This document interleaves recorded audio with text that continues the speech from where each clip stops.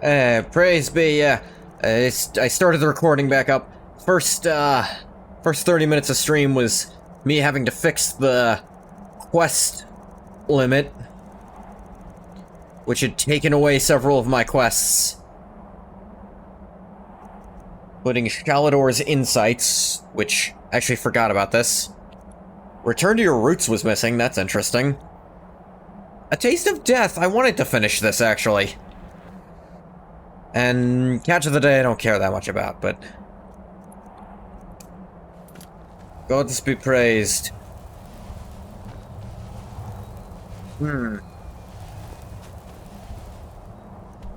Alright, so where are all these bitches? Two of them are over here? Interesting. We can start in Riften, sure. Actually, we can start in Windhelm. When I teleport there. Ow. I know everyone uses Sky UI, but I don't like how it looks. I know it functions better, but I don't like how it looks. It's too... I don't know.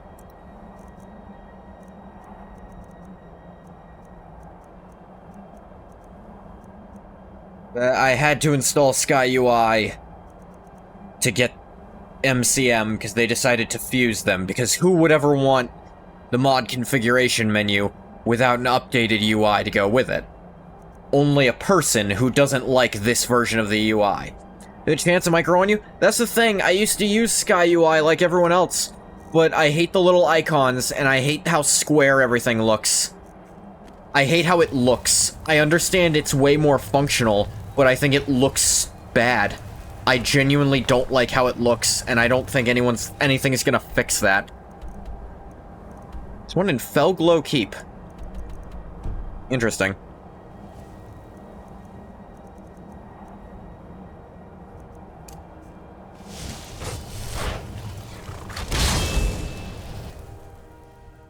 And I hate the status. I hate that it brings up status bars.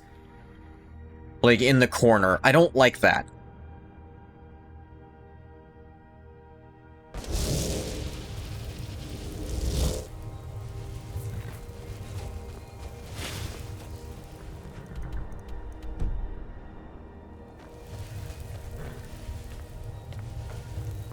Like, yeah, there's a reason, like I said, I used to use it, but I uninstalled it because I didn't like how it looked. I didn't like all the extra shit it put in on my screen that I didn't want. Yeah, I know it's all useful, but that doesn't mean I like it or want it. And I have to have it to do a really deep-seated engine bug to have that fixed. A bug so deep-seated that most people who play are never gonna encounter it, because who gets this high a level in Skyrim?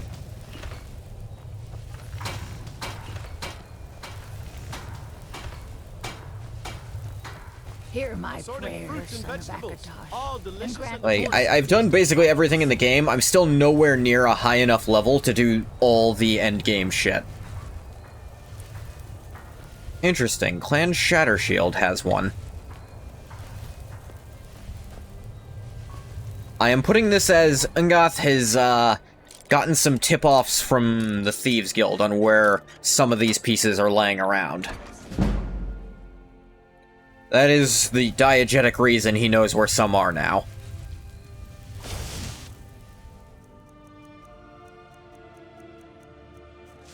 Took off invisibility. Suppose I thought I didn't need it anymore. It's mostly you just using it to train, but... As, like, a big reason I don't mind using the mod to know where the stones are is that, like, who would ever check here? What reason do you have to go into Clan Shattershield's house? At all?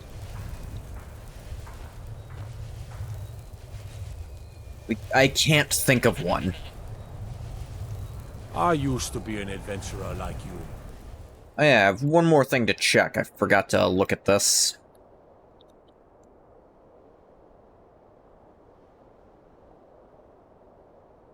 Do duh.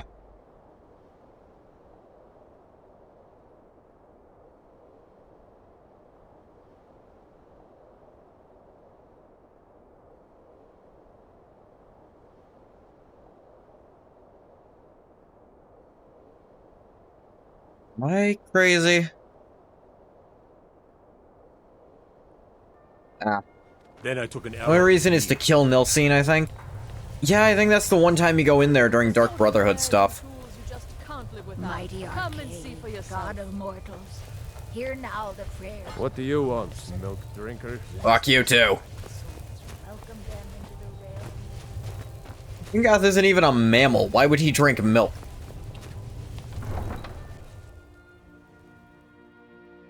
Are reptiles lactose intolerant?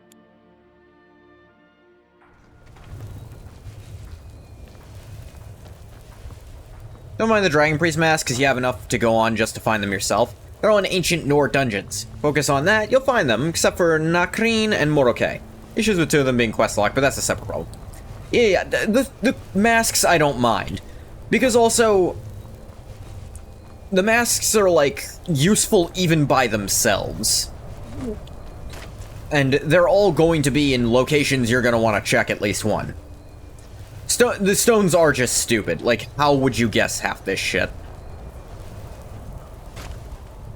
Need a ride? Where do you want to go? Climb and back, and we'll be off. Like, how does Set a anyone bundle up. figure out May half keep up of for a while. the stone locations? You don't, is the answer. This guy could have a stone in his ass for all we know. Yeah.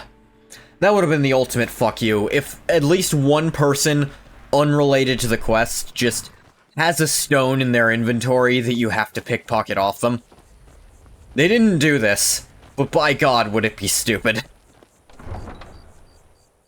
Make as much sense as any other placement. It makes at least slightly less for it to be in someone's inventory. Like, and some of these locations you're not really prompted to go. Someone do something. It's the same thief from last time. This should be good. You know, I realize you probably can't tell on your end because I only stream and record at 30 FPS. But, Oh, did you need something? the game's frame rate is we way have an better. appointment? I'm thinking one of the things I installed might have fixed some very deep-seated engine issues that were cutting the frame rate a lot. One of them was just like Papyrus tweaks, where he fixed some really weird, deep engine issues. And I think it's worked wonders, actually. Like I said, I don't think it's gonna look any different for you guys, but it is weird how much higher the frame rate looks to me.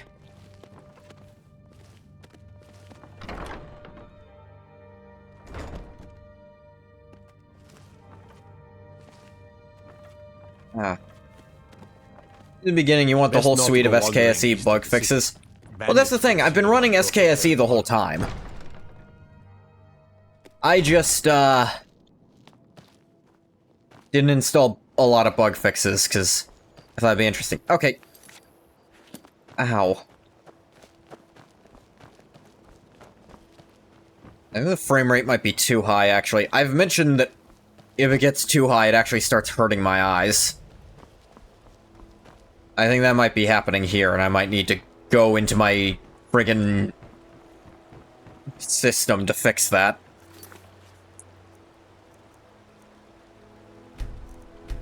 You'll give me a moment to see if I can do that real quick. Favorite stone fuck you location is Proudspire Manor? That sounds stupid, yeah. One moment, please.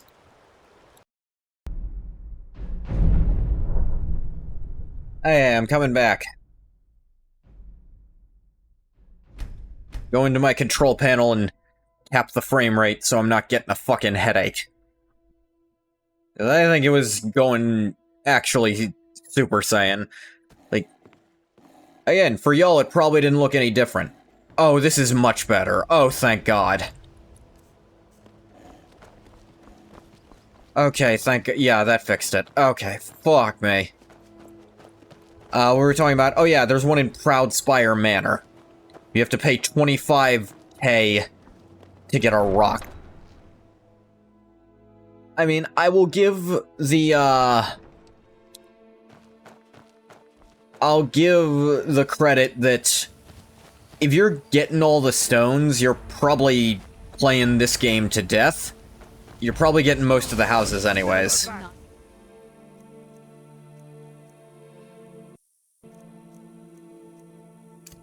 Even conceive of the power I wield. You won't leave here alive!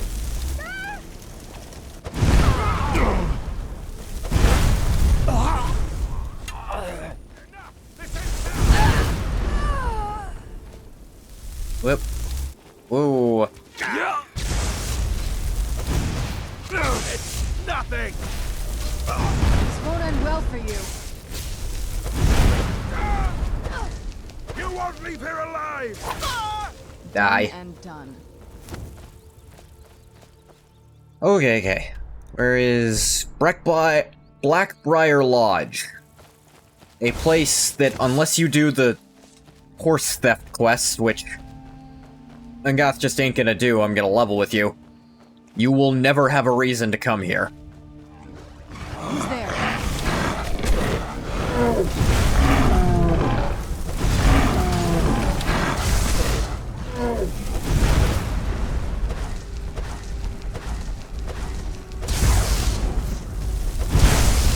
Teamwork, right? I forget. Yeah, destruction at 95. I did not max it out just yet.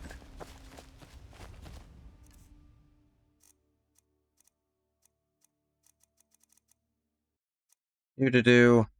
Oh yeah, I found this. Forgot to put it away before I went and did stuff. Let's actually go do that now. I have a house in Riften.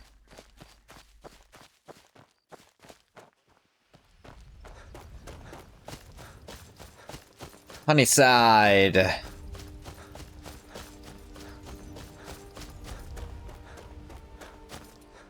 Know what I should do.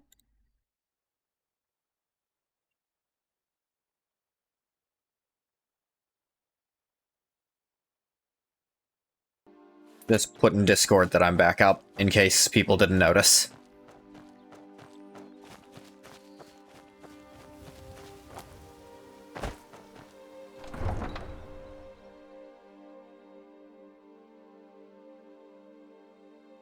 Yeah.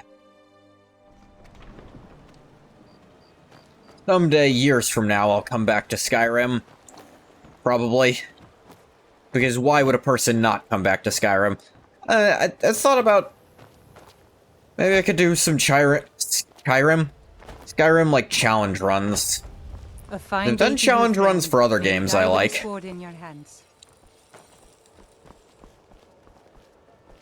Can't wait to kill another of Ulfric's boys. I mean... Technically, my first Elder Scrolls playthrough, when I played Arena, was... That was technically a challenge run. Because I didn't use any, custom spells.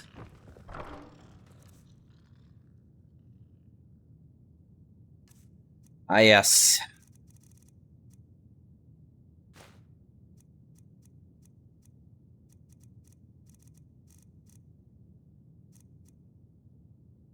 Hanging on to the wooden mask.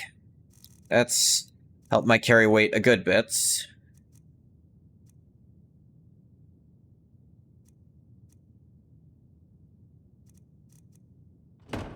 This heavy-ass sword I don't use for anything. Like I said, I'm not denying how useful the sorting is. I just really wish, it didn't look like it does.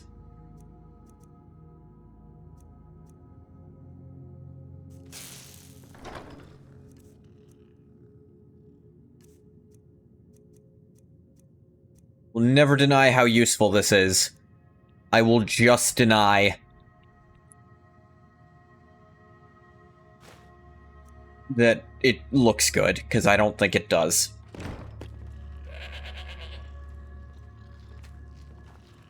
Yeah, that greatsword can have my bed. I'm not using it.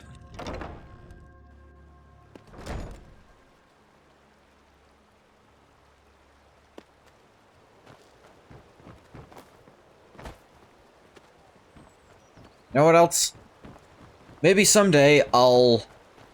Like, if I go back to Oblivion for... like, Ngath's Nightmare...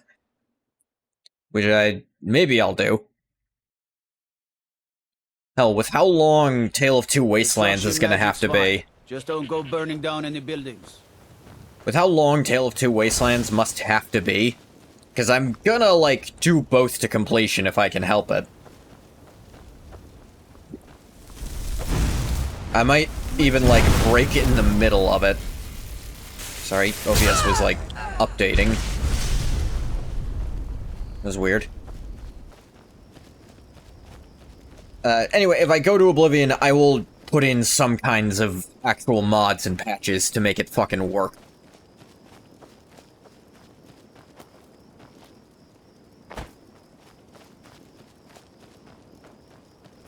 Or maybe I wait for Sky Oblivion to come out to do that, you know?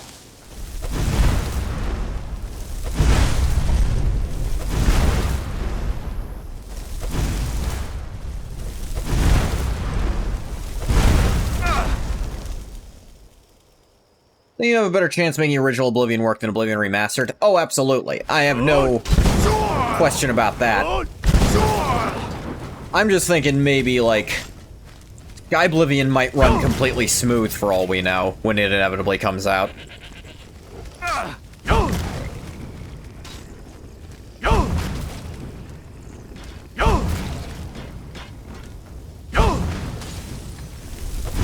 Being able to possibly throw some other mods in there.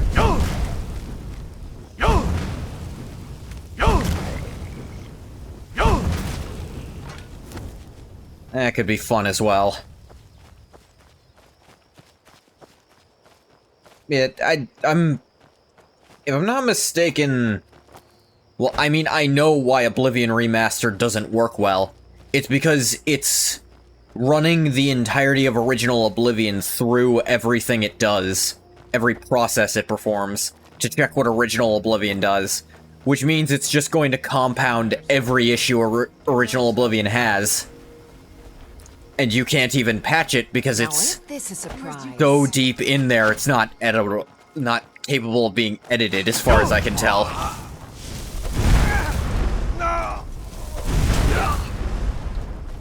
Pretty sure the remaster ain't even very moddable. It's mostly that Unreal Engine 5 is poopy. I don't even think it's Unreal Engine 5's fault, to be honest. Because I see plenty of other games use UE5 and work completely fine. I think it's a compounded issue. I think it's UE5 trying to run Oblivion. I think when you run one really buggy, janky thing through another thing that's... That is entirely fair. UE5 can be good if it's properly utilized. Yeah, exactly. I've seen games use it correctly.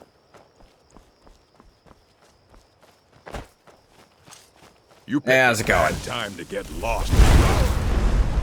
Sorry, what was that? Victory is yours. I submit. Oh, good to know. UE5 can be lazily used. Without careful optimization, UE5 runs terribly. Yeah, optimization, that lost art that only modders seem to understand is a thing anymore.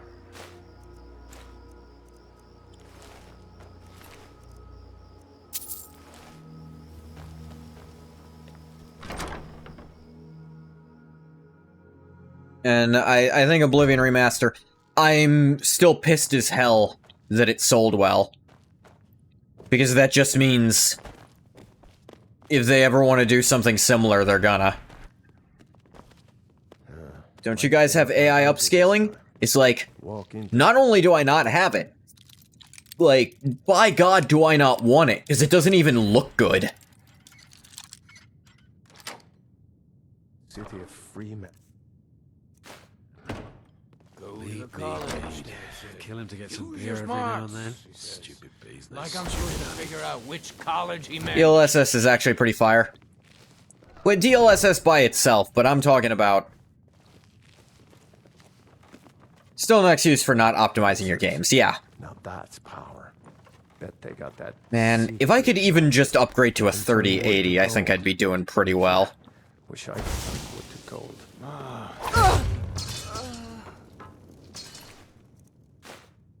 This old 2070s, it's hitting where it can hit.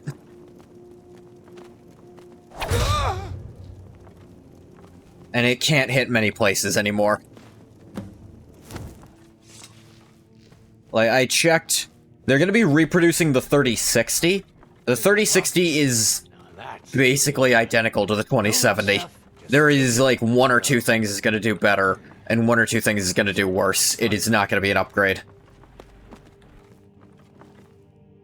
Yeah.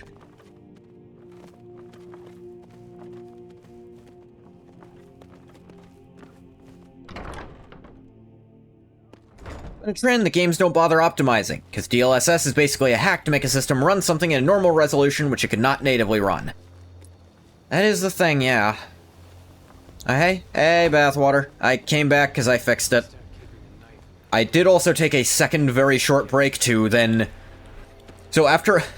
It's funny, after I installed the fix, it actually fixed a bunch of stuff about Skyrim, and the frame rate went out of whack, started giving me a headache. I had to go into my control panel and cap the FPS at 72, so that doesn't happen anymore. 72 because it's half my monitor refresh rate. And 144 is my refresh rate, which is good for my mouse being very precise, but I don't need it to actually refresh that many times a second, honestly. I have sensory issues, and I get a headache if, like, above, like, 100 it starts happening, like, really bugging my eyes. Good advancement in technology has led to things getting worse. Yeah.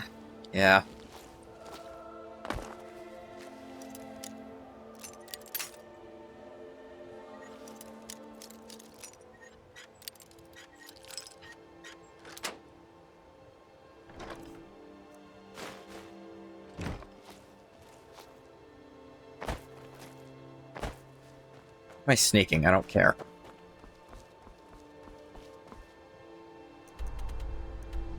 Yeah, we got the quest markers. That's 3 over here. There's one at Dead Crone Rock I missed? That's another thing. These things are easy as shit to just completely miss.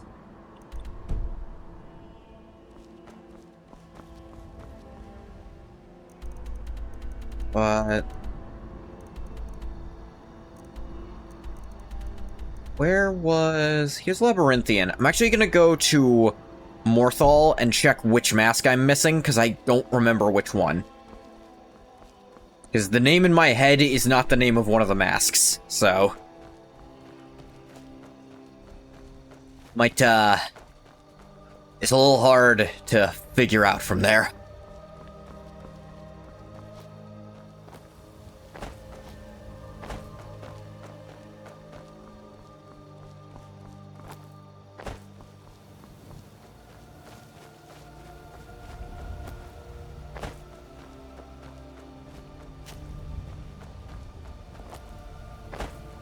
It is funny that one person's, like, engine tweaks made the game's frame rate, like, at least double. I don't know what it was at before, but that it shot up enough that it started giving me a headache means it must have been a lot. It's just a wild frost Atronak?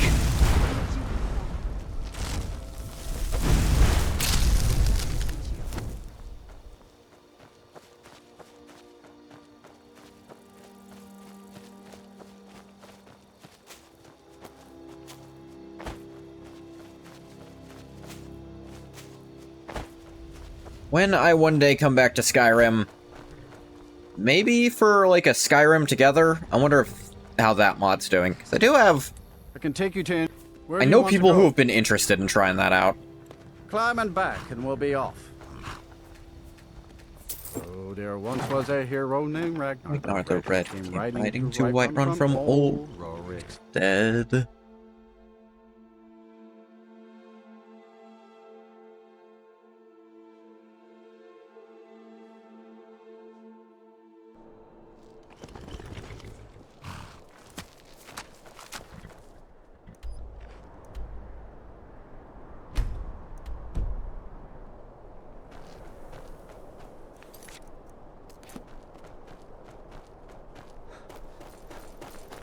Jack Labyrinthian. I don't remember the name of the last mask I'm missing.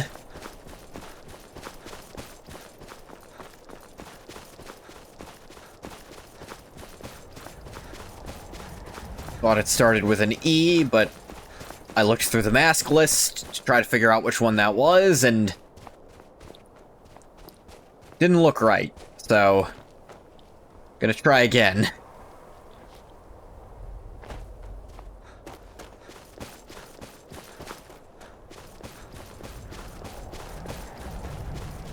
Fish? What's up, Bathwater?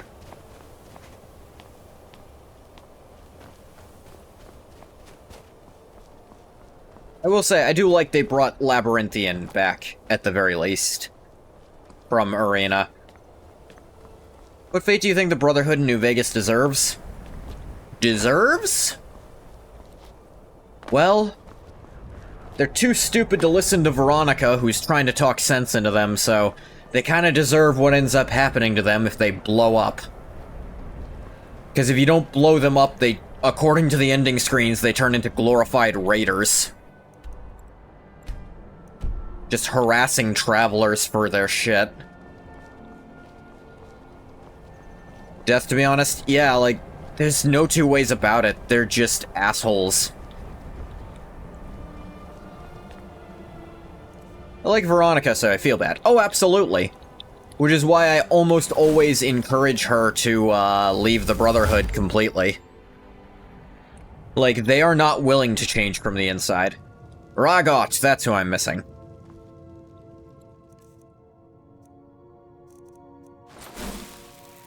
They're extremist terrorists. I don't think there's any better way to put it. Yeah? And it's... yeah, in the Mojave chapter at the very least. Is like... I have to wonder if they did that to try to correct so hard from the Midwest Brotherhood.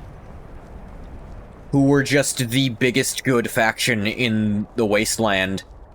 And then Bethesda decided they weren't canon anymore. Kill you over a toaster? Yeah.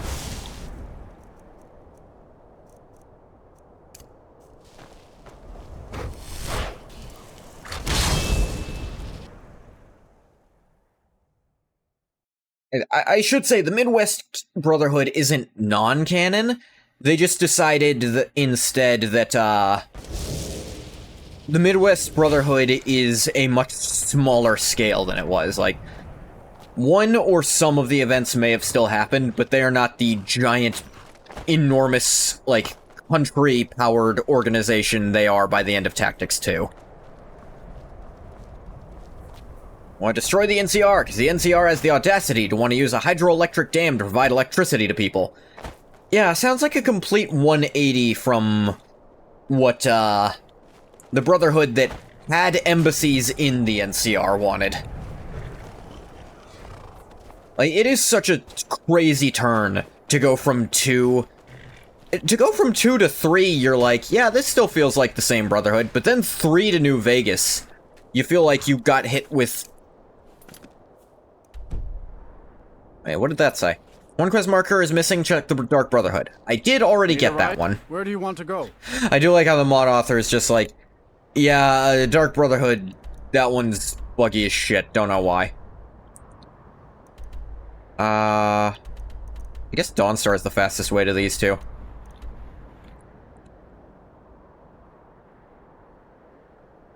It's Ragot is the one I'm missing, who is in...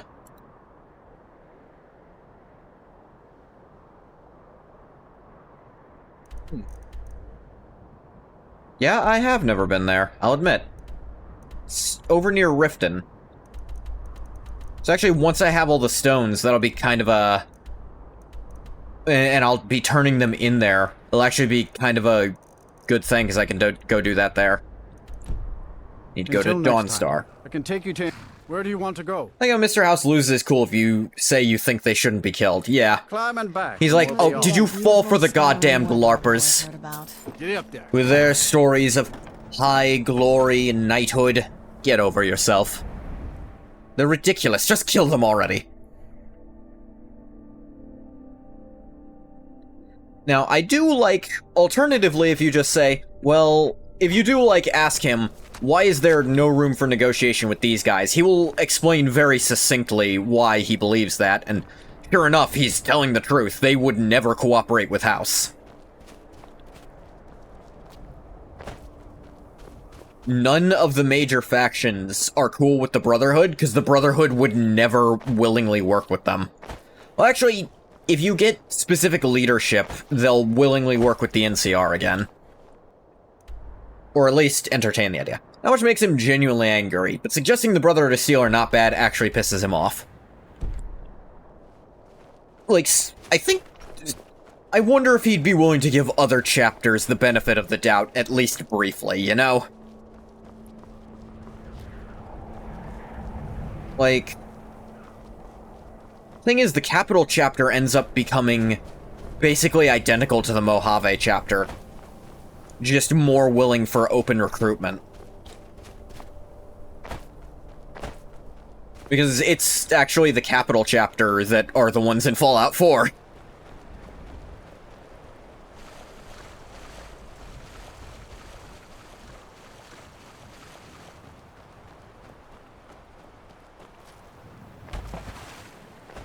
Like,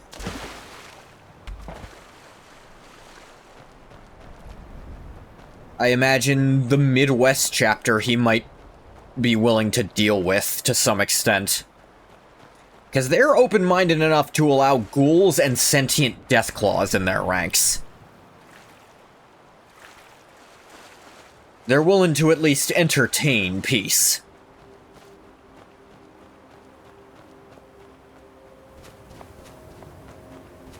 Or who knows, maybe the Midwest Brotherhood is now just another carbon copy of the Mojave Brotherhood.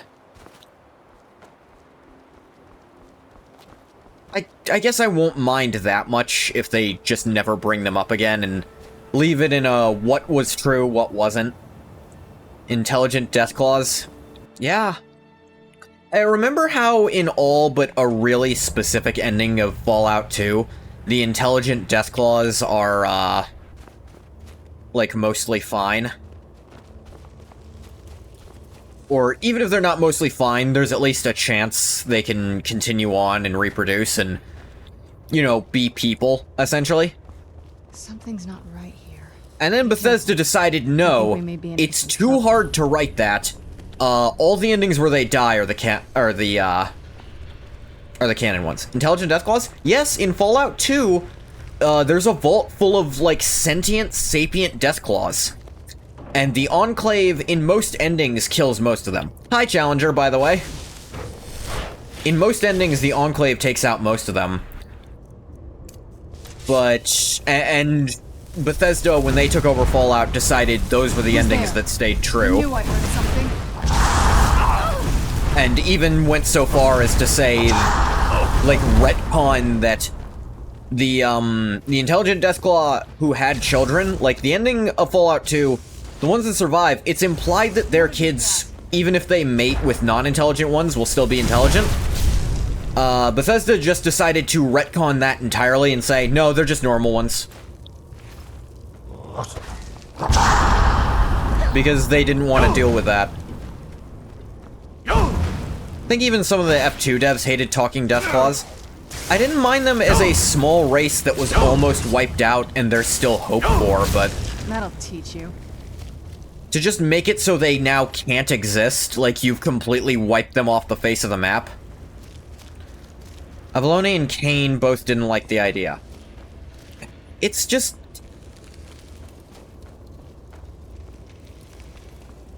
like, it's there. Avoiding ideas like that because they think it's too complicated. That's what it feels like is the thing. Like, I get retconning most of tactics, because the Midwest Brotherhood, if they exist, then, like, the wasteland doesn't stay a wasteland with them around.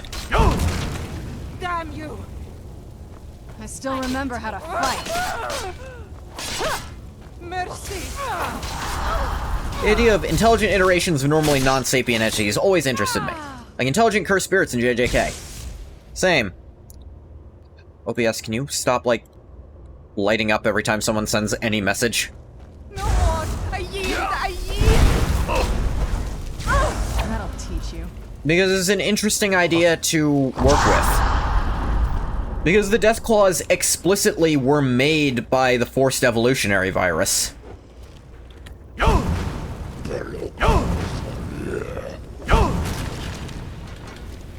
And, properly infected humans with the FEV become way, way more intelligent. So I think it stands to reason that certain strains of the Deathclaw should start getting smart too.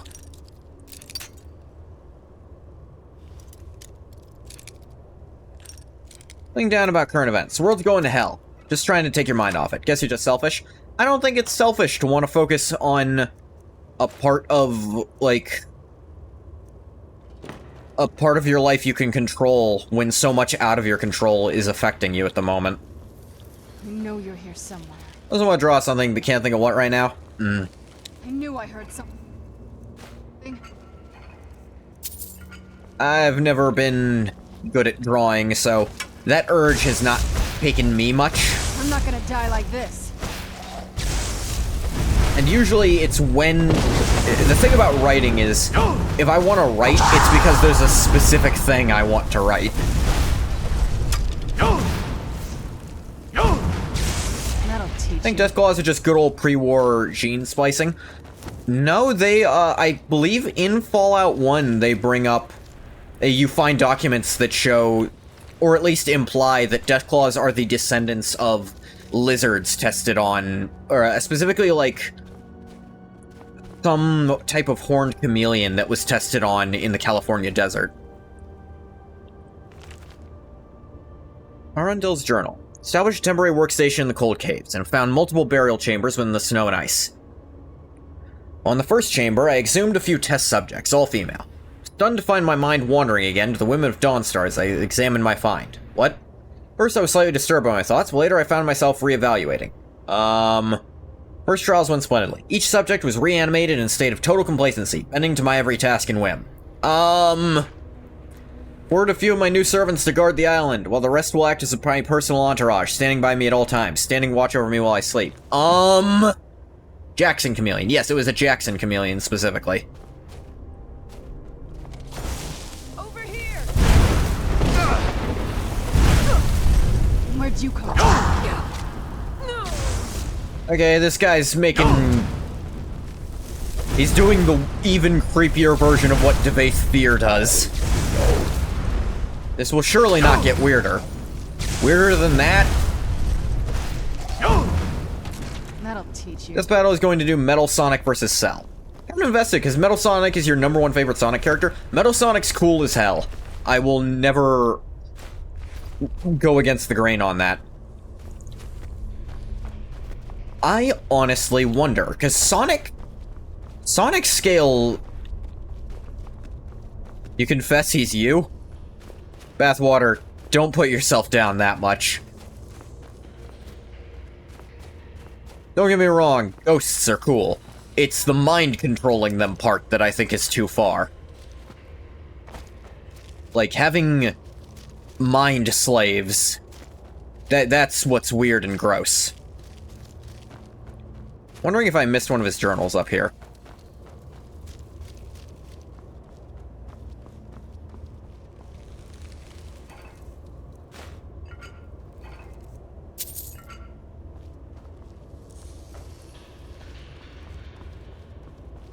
Sonic, as of modern times, is universal, multiversal at their peak. Cell, meanwhile, stops at solar system level at most.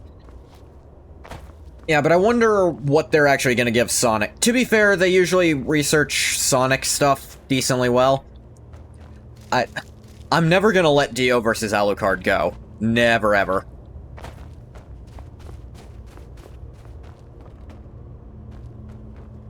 Like, they seriously underscaled Alucard. Not just on his durability, but also on his intelligence and his actual physical strength. Also his psychic powers, because he can just move things with his mind. Like an entire giant, like, warship. He could just move that with his mind because he wanted to. You give Metal stuff like Super Neo Metal, because they did in Bowser vs. Eggman. Oh yeah, Bowser vs. Eggman, I'm still a little salty about that. Eggman absolutely should have won, solely because, Is someone there? like, I'm gonna level with you, solely because Bowser's an idiot. Bowser has had genuine reality warping abilities before, where he could will people in and out of existence and has still lost fights with that power, because he's an idiot. They also undersold the power of the Chaos Emerald, yeah. But here's Journal Part 1. Seems the cretins of Dawnstar are not quite as foolish as I had surmised. They found my experimentations, and needless to say, were not pleased with what they saw. No matter, my work can only flourish without the distractions of living amongst the unenlightened. Read this on Twitter. Characters born under the Virginia sign can summon a Civil War ancestral ghost once per day, and can romance their cousins behind the food lion. Narrative-wise, I like Bowser beating Eggman, even though logically Eggman could have won. Logically, Eggman should have won.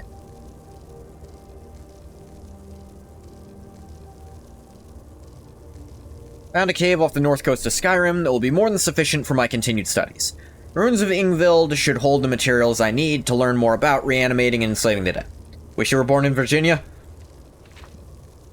On a personal note, I will miss the young maidens of Dawnstar. Such beauty was intoxication. Often found my thoughts wandering around them, imagining secret encounters between myself and one or two of the local girls.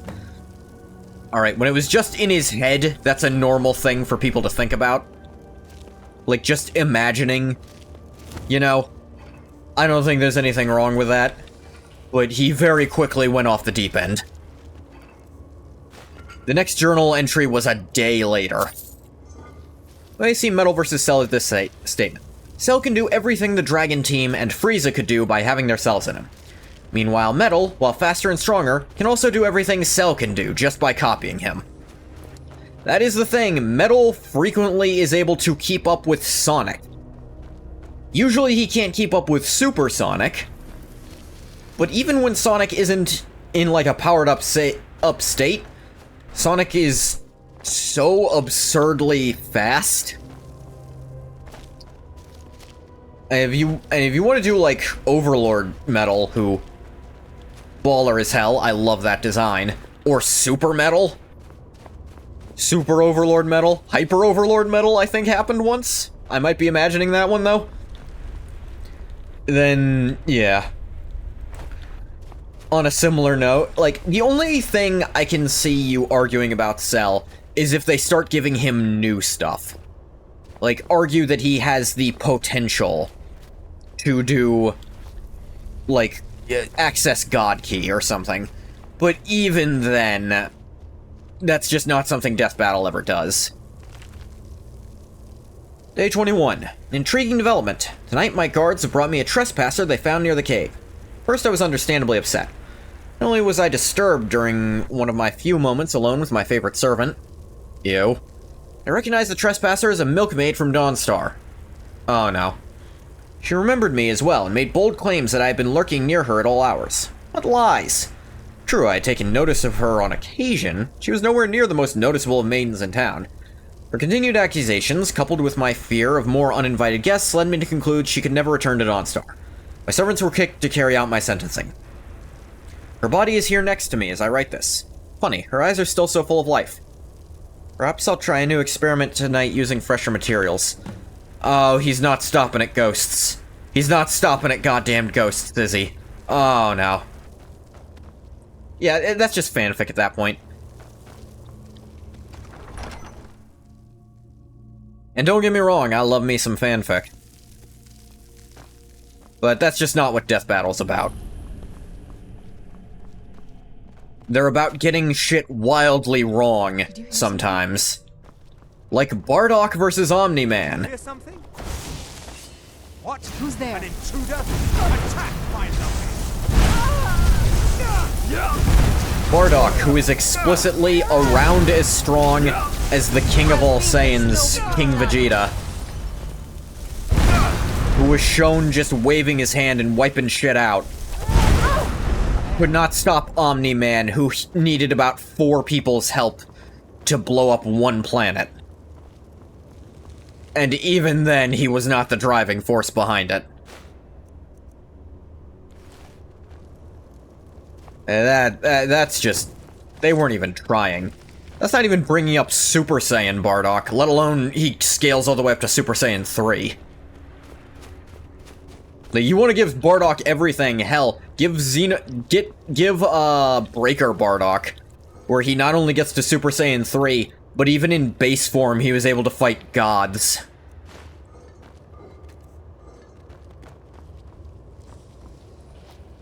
And then scale that to 3. Omni-Man 1 due to popularity. That...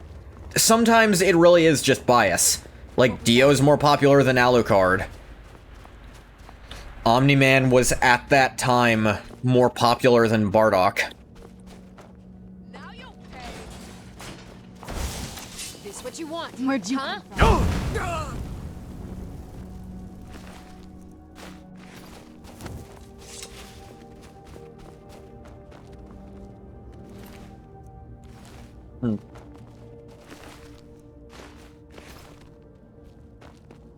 All women.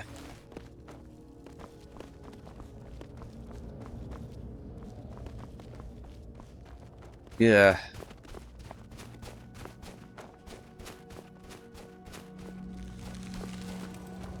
Gasp does not feel bad about burning this guy. They fuck him. He has reality and other falsehoods. That's a book sane people read. Conjure Haunting Spirit. Oh! This is a Creation Club thing. This is unique stuff. Golds. I don't need any of that. As Barry's Rock. Part 4. New experiment has proven a success. The milkmaid, whose name still escapes me, was revived as the others, bowing to my commands, with only one interesting development. She is reformed incorporeally, more phantasm than reanimated dead. As her glowing visage stood before me, I found my hand reaching out to touch her. My fingers passed through her, I felt a sensation unlike any other, as if her essence were invigorating my very soul, connecting with me on a level no woman of flesh and blood can do. Discovery is life-changing. 35. I've ordered my older servants to go out and find any more subjects that may have become lost.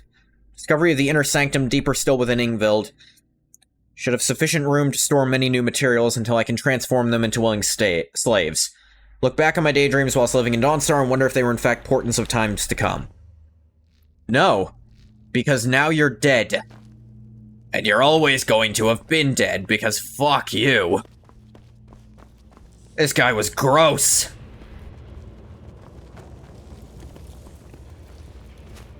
Ugh.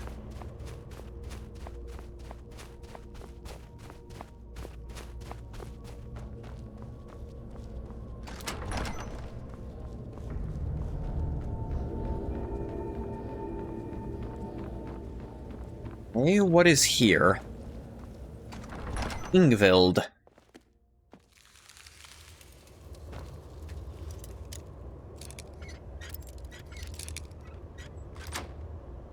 Hey, gross mind slaves.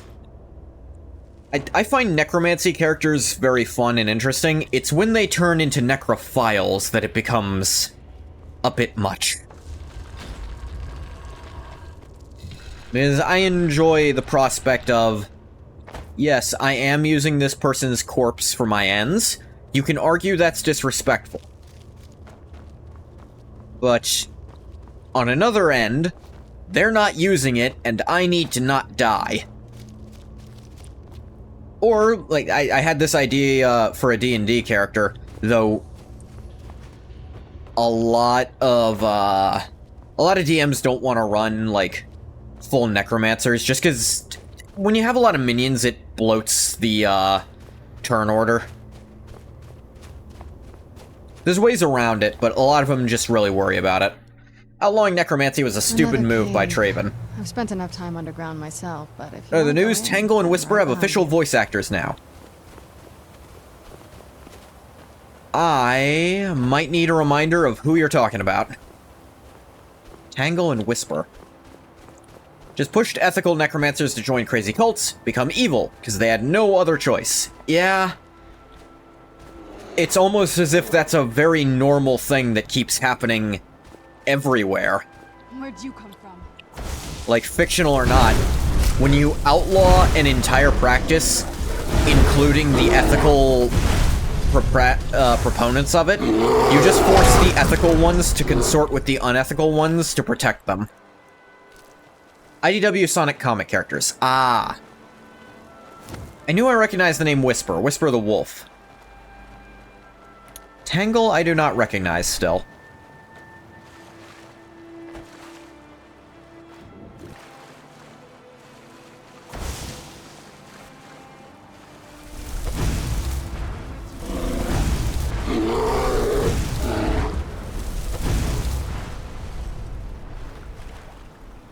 Some Snow Elf ruins. Tangle the Limp. That's who that was. I do recognize that name, yeah.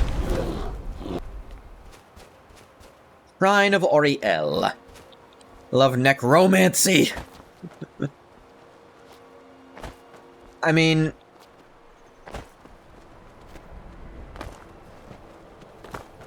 I love the idea of... My thing about it is, like, if they still have their own mind and can, like, consent, I consider that a totally different thing than just fucking a corpse. Because, like, having sex with a vampire is not the same as, like, jerking it on a skeleton. These are very different things that I don't want conflated. Hobbs Fall Cave. Not facing the correct direction at the moment.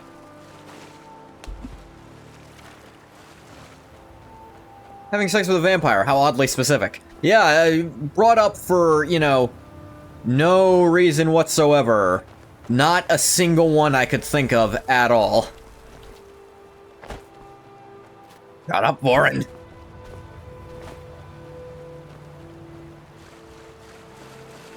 What are your thoughts on sentient zombies? I don't think it's unethical, but I think it's a little gross because they've gotta smell bad. They're self-aware, so there's not an ethics issue, but I think it's gross, regardless, you know?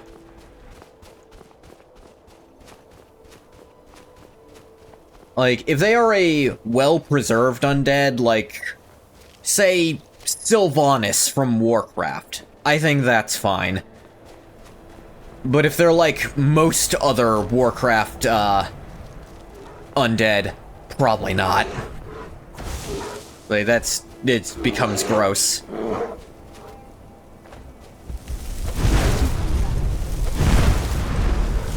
Because I'm gonna be real, Sylvanas is barely north of, like, standard vampire stuff in terms of her...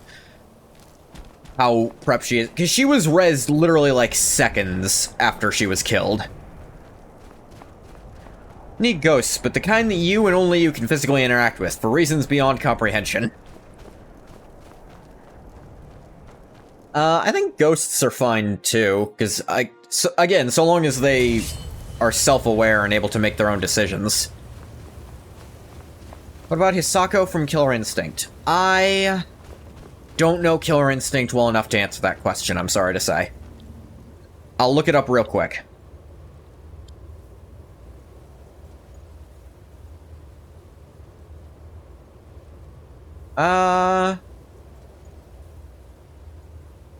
She's probably fine, yeah.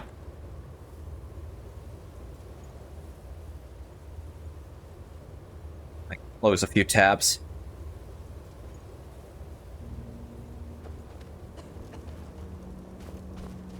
Again, I think, like, if they are mostly well-preserved, it's not gross. At least not as gross.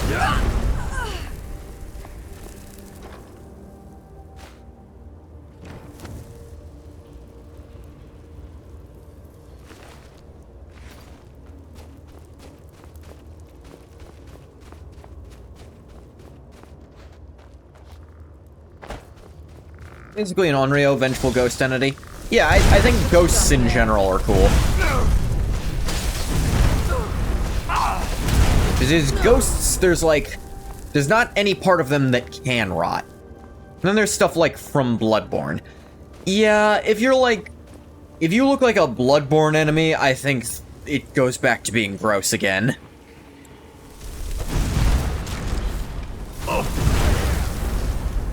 Like, if you're some of that human centipede shit, it's like... Ugh.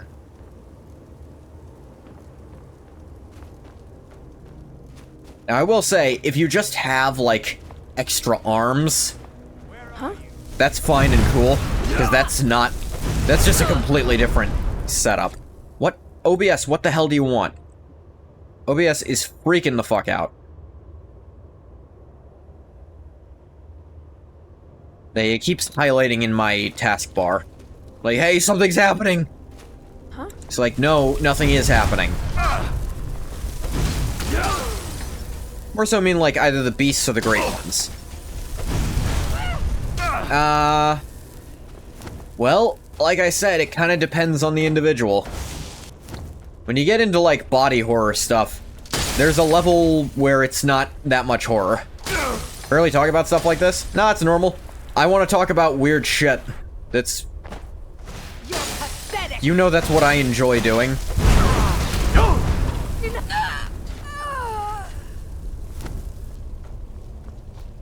Like, if we're talking, like... I don't know. Vicar Amelia. We'll start at a pretty easy point. That's fine by me. Ancient Tome Chest. Oh, wow.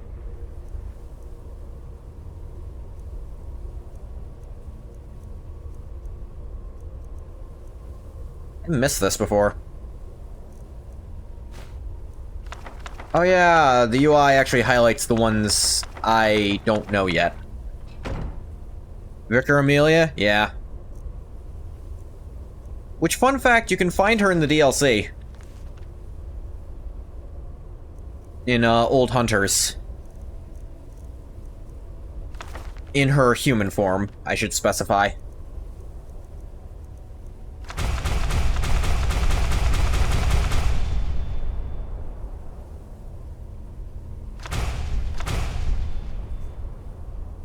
Vicar Amelia. Find examples like that kind of appealing. As in, actually monstrous women. Yeah.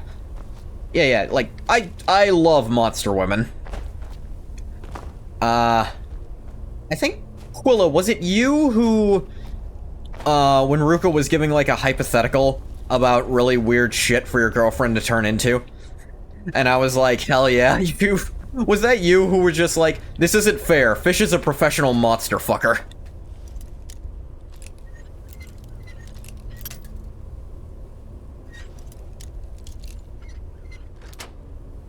Like anime monster girls, but actually monstrous women. Yeah. You think so? I'm pretty sure that was you, Quillen. Giant, freaky, rip you limb from limb monster women? Absolutely. The more ways a woman can kill me, the better.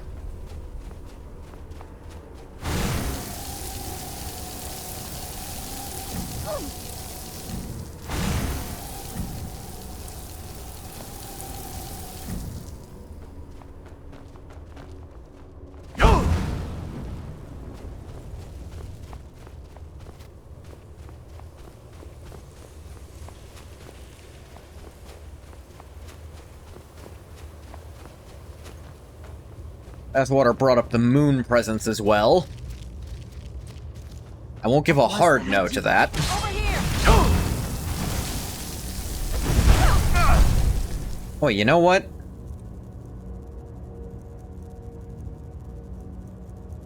I have those new...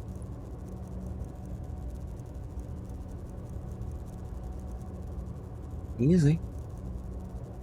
Strangulation. Oh, I just have force choke. Never noticed that before.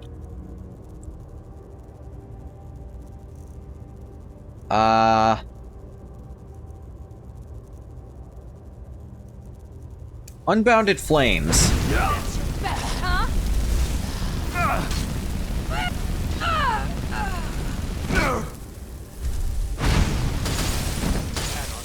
Wow. Wow, that's strong.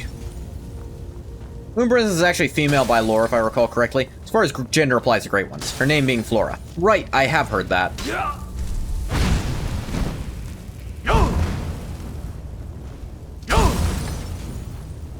Oh, that's dead. No wonder it stopped taking damage. Then there's the Xenomorph Queen. There is a lot of art of female xenomorphs. I'm actually slightly partial to predators over aliens. Frost or lightning, you will suffer at my The Yautja. I love me some Yautja.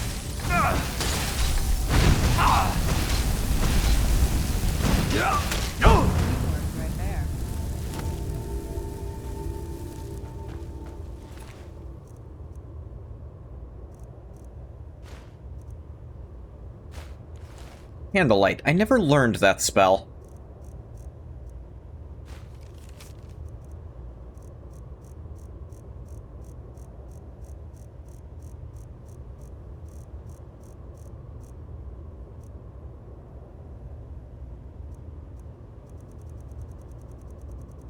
Not marked as spell tome anymore. Yeah, sure, great too. Especially ones that are buff regardless of gender. Absolutely.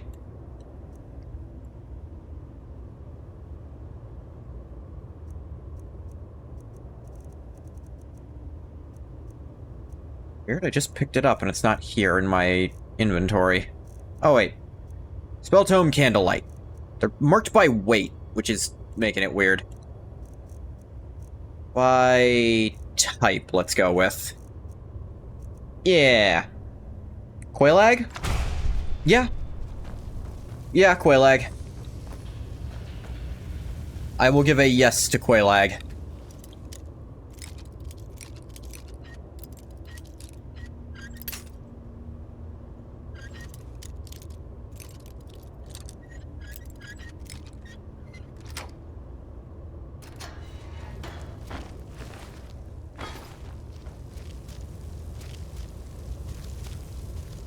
Not for you, seems kind of basic. I mean, from the waist up, she's very basic, but it's the waist down that makes it more interesting, you know?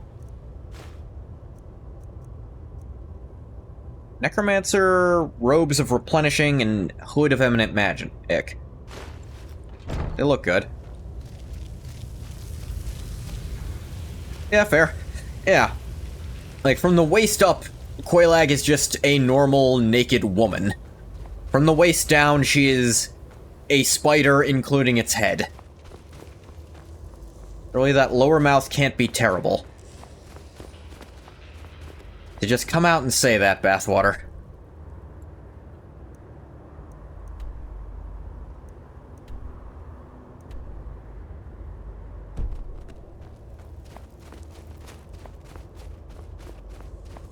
What?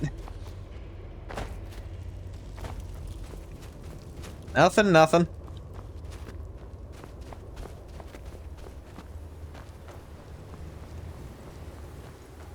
It's really funny we got to this discussion because there was a guy just mind-controlling ghosts to have sex with.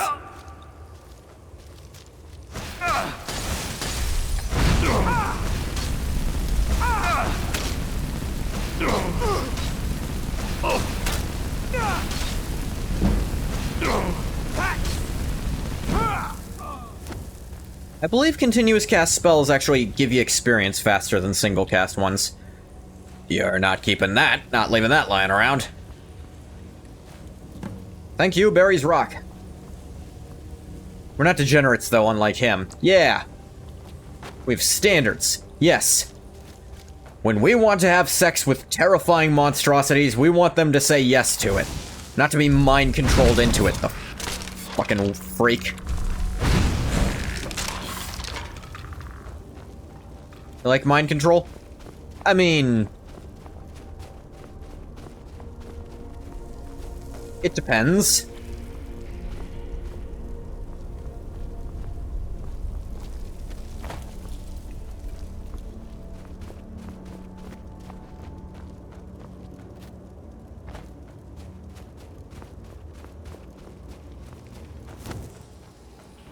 Hold on, what do you mean it depends? Well, if it remains purely fictional, then there's nothing wrong with it. But when it comes to monsters, it's like, this would be true even in real life. With mind control, if it stays a fictional fantasy, I see no issue with it. This guy, it's not a fantasy, like, in the world he's in. What was wrong with his bullshit? Well, for us, there's nothing that's been done wrong, but within the context of his own world, he's done something wrong. Because in the context of his own universe, it's not fictional. It's only in the context of our universe that it's fictional. So he's a scumbag. Like I said, when he was just imagining it, there was nothing wrong with it. It's when he did shit that it became gross.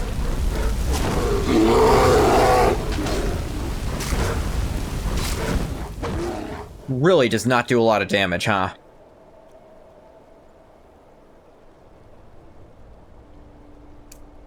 Try Unbounded Storms. Wow, that rips. Kind of a cop-out answer, but okay.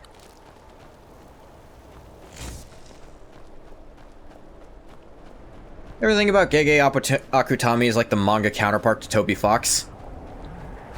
I've not had that thought, no. And I'll admit, I'm curious what makes you think that.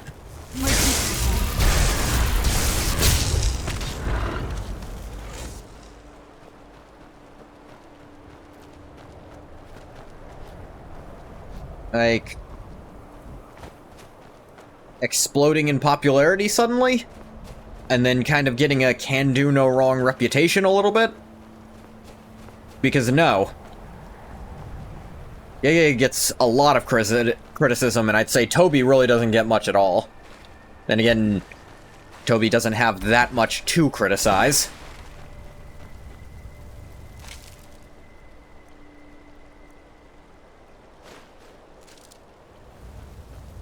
Was there a joke about how Gege's avatar— oh, that. Oh, right. The friggin' cycloptic cat versus the annoying dog. That makes more sense, yeah.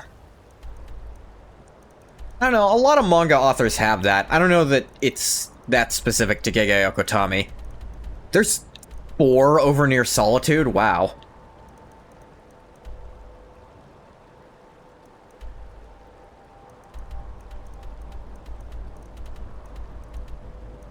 Oh yeah, there's one at Felglow.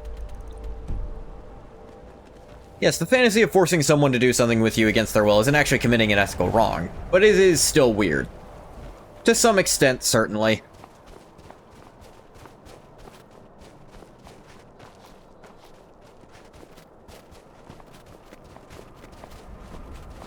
But there's also the part where he murders them himself first to, like, make them, and I don't think that's... that's an extra thing. Like, he's layering this shit.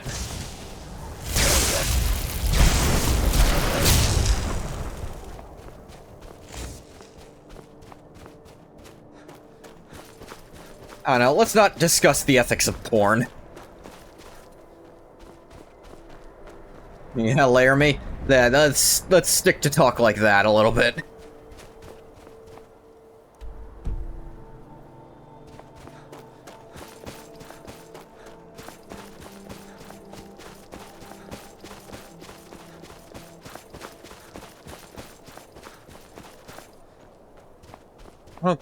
I don't remember if there's even a cart in Dawnstar. I don't think there is. Oh wait, there is a boat here. I can use that. Oh hey, there's even more trolls over here than before. There's 3 of them now. See how they like... the striking thunder. The big thunder.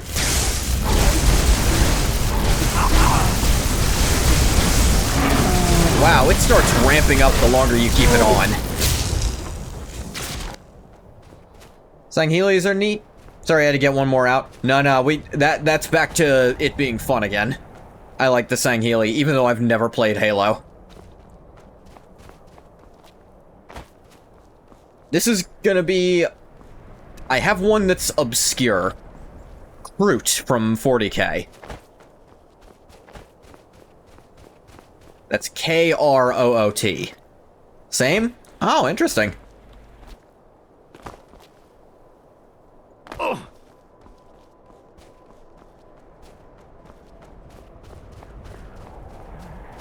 It's rare to find people acknowledge that they exist. I wasn't on board with the Tau because they're just kind of like blue people without noses at first. But then they also have like hooves, and that makes it a little better.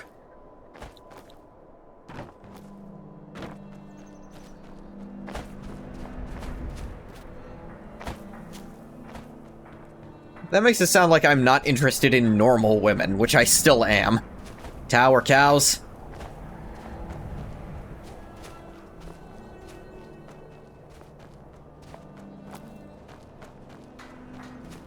I think one of the things added, this boat over here I could use.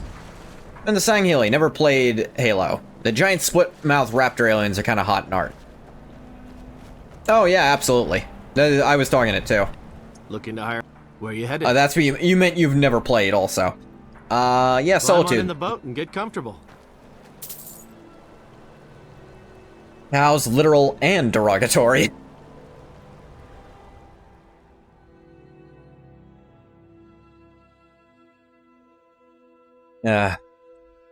How do I get on weird topics like this? I dig myself a hole and then I never try to climb out, really.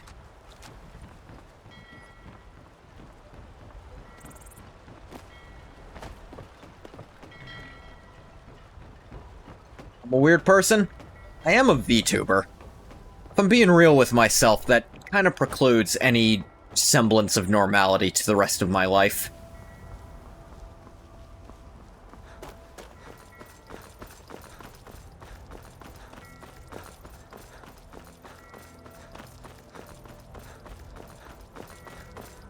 Mermaid in a wheelchair? Shit, I didn't notice that. How long's that been down there?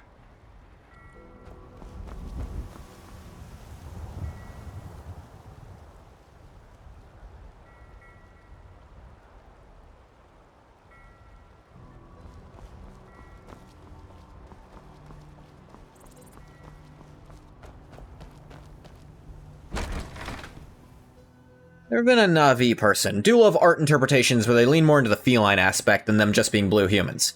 That is the last one? It might not be, because I'm gonna have to agree with you on that. Because fan art I've seen... I didn't see the new movie, because the movies are Who's there? not all that good, I knew I heard something. in my opinion.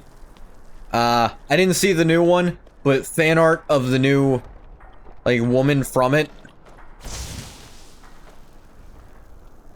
Someone do something.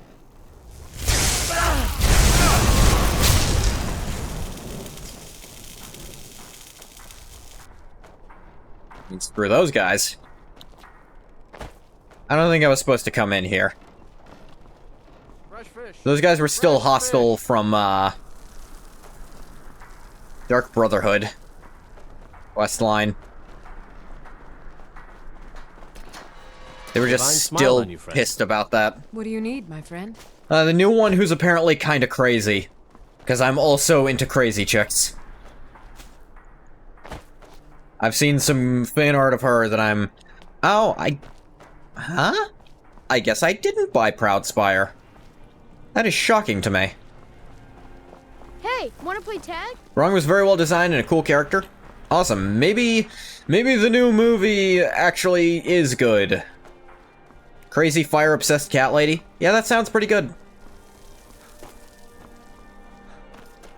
Yeah, I'm not gonna lie, I thought the first movie was boring as shit. Great visuals, but, tell me the main character's name.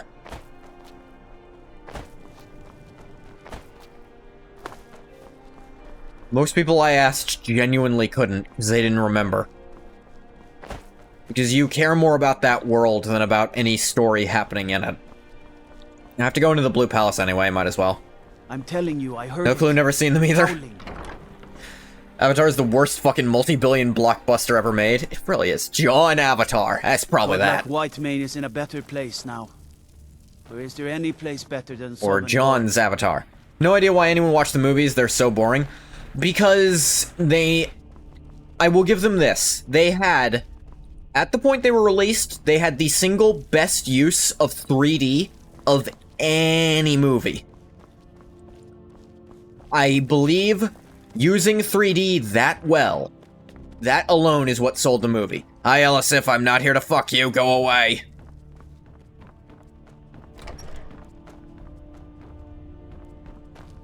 You gonna say something controversial? Let's get controversial. Green women are better than blue women? I'll ask which specific green women you're referring to before I comment on the answer. Briling's obsession with honor and tradition is Thane quaint, but Breiling, at your politically service. irrelevant. Splendid. Wonderful. Here is the key to your new home. I can't believe I You have completely business missed with the one. court? I like to I'd be decorate. glad to help you. Appeal to the mainstream There are audience in a many similar ways vein to as the improve your Transformers home, movie. provided Green Mommy you have Twi'lek? the court. Ah, yes. And of course. Now, what would you like to purchase? Very Get a well. bedroom. Is there anything else you'd like to purchase? Living room. Is there anything else you'd like to purchase? Decorate the Very patio. well. Is there anything else you'd like Michael to Bay purchase? ones. Yeah. Give me a kitchen. Very well. Is there anything else you'd like to purchase? Scary thinking of those boots with an army of elven weapons. That'll be good for I now. won't forget what you've done for so long. Yeah, Twi'leks are great. World away, eh? I think we've actually going to be different for different sake. Kaminoan women. You know what? I can appreciate that, Challenger. I can always find time to share a word with a warrior. The one downside of having unique taste is, well, finding people who agree with you, who will, you know, demonstrate why you like it. I do not have the artistic talent to do it myself, as it were.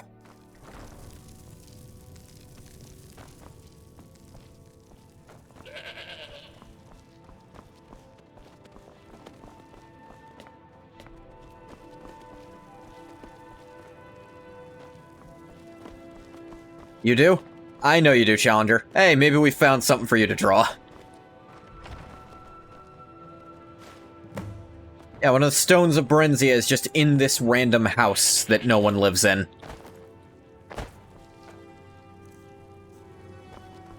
Goth has actually brought himself down to an almost normal amount of money by buying this shit.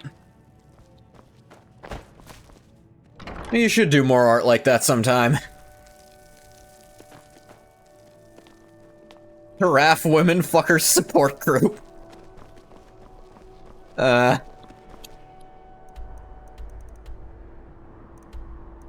Yeah, there's one on the Dainty Slode.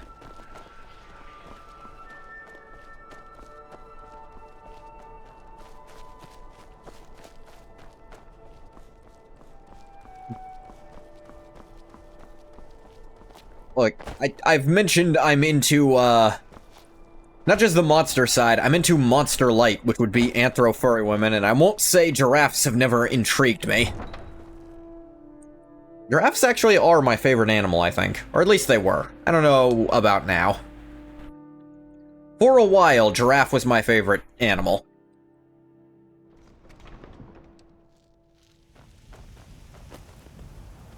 Don't know if I still have one.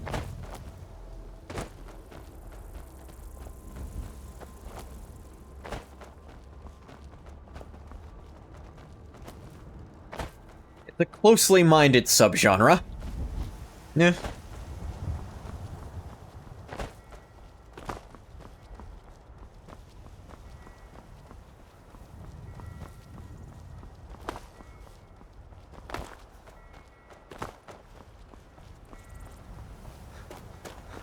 Always liked penguins, they're so cute.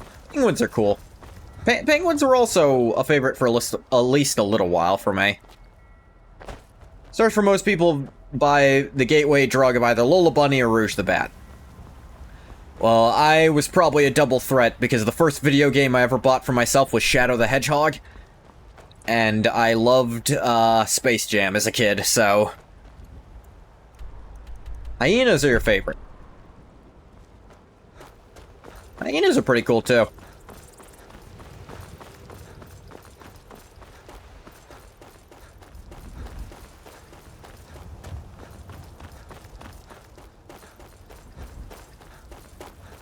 Gonna say something else controversial.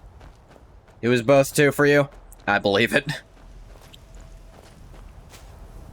You do not like animal women. Okay. Hyena women? Eh.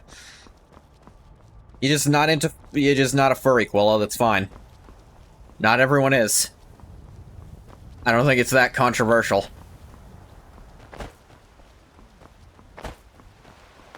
Alien women, we can talk. Now, I do think it's a little odd that you can be... Actually, no. Because the thing with a lot of alien women is they just have, like, one feature that's non-human, usually. Like the Twi'leks with their Leku.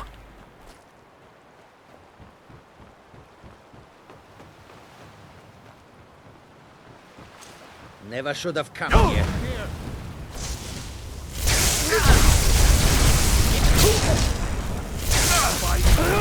Like 90% human, yeah. I feel like Twi'leks could be a bit of a gateway drug themselves. Special colors, honestly weird hair design-wise. Yeah, that is functionally what they are. Where'd you come from?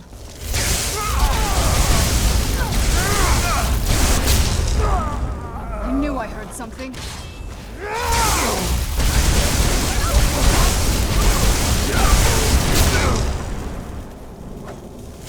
I'll rip your heart out! Like who are essentially hair and design. Yeah, no, I was on board with that. Pray to Stendar while you can. No, I think Engoth came through here without killing any of these guys by just being real secretive. Or maybe they've just respawned since then. That'll teach you. But it is also funny walking through and them all getting struck by fucking lightning.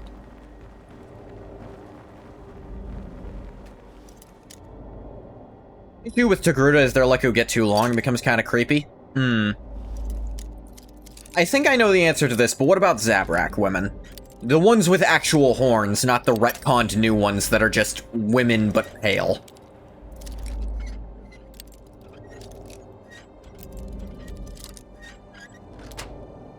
There's now 3 types of Zabrak woman.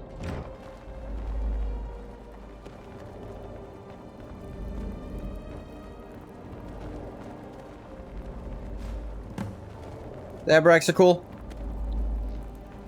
Your racism exceeds your lust. Not when it comes to the Khajiit bathwater.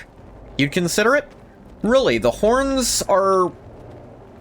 You don't go with the horns? Or are you concerned about, like... Do you like petting the head and you're concerned you might hurt your hand?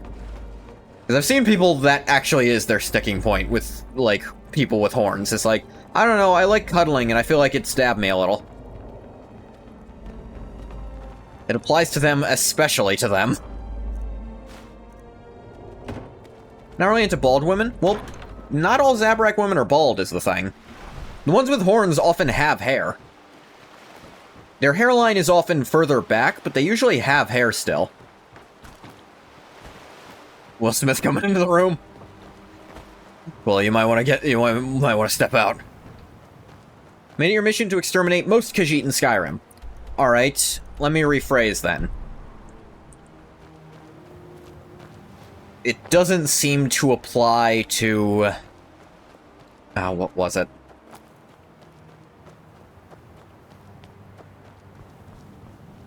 I can't remember what the Warhammer elves are called. Or the 40k elves are called, specifically. I feel like I've lost my mind. I feel like I do this at least once or twice. Eldar, that's what it was.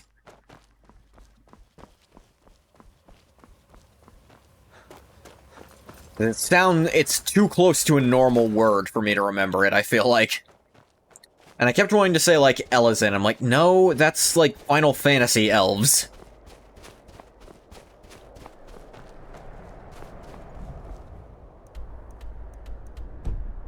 Oh, this one's over near the Thalmor Embassy. Interesting. God, I'm losing it.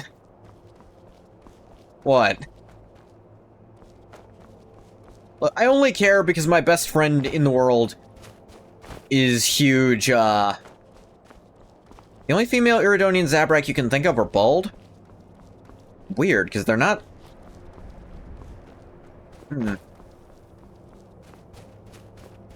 I swear there were ones that weren't. Because there's Iridonian Zabrak men who aren't bald.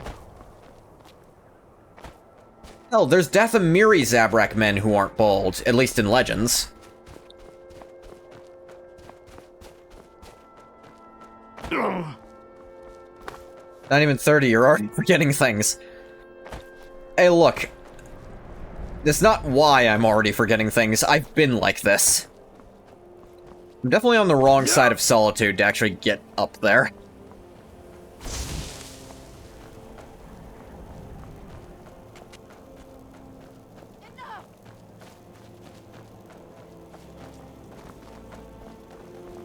Don't want to use this one because it might hit them. So... Burn. Burn. Oh, well. Must have run off. Did not mean to take a mountain flower. Want your gold and your thing. Yep, you got the only vampire here. Move along, Vigilance. Come on, let's get the fuck out of here. They don't need to know that a vampire and werewolf are over here.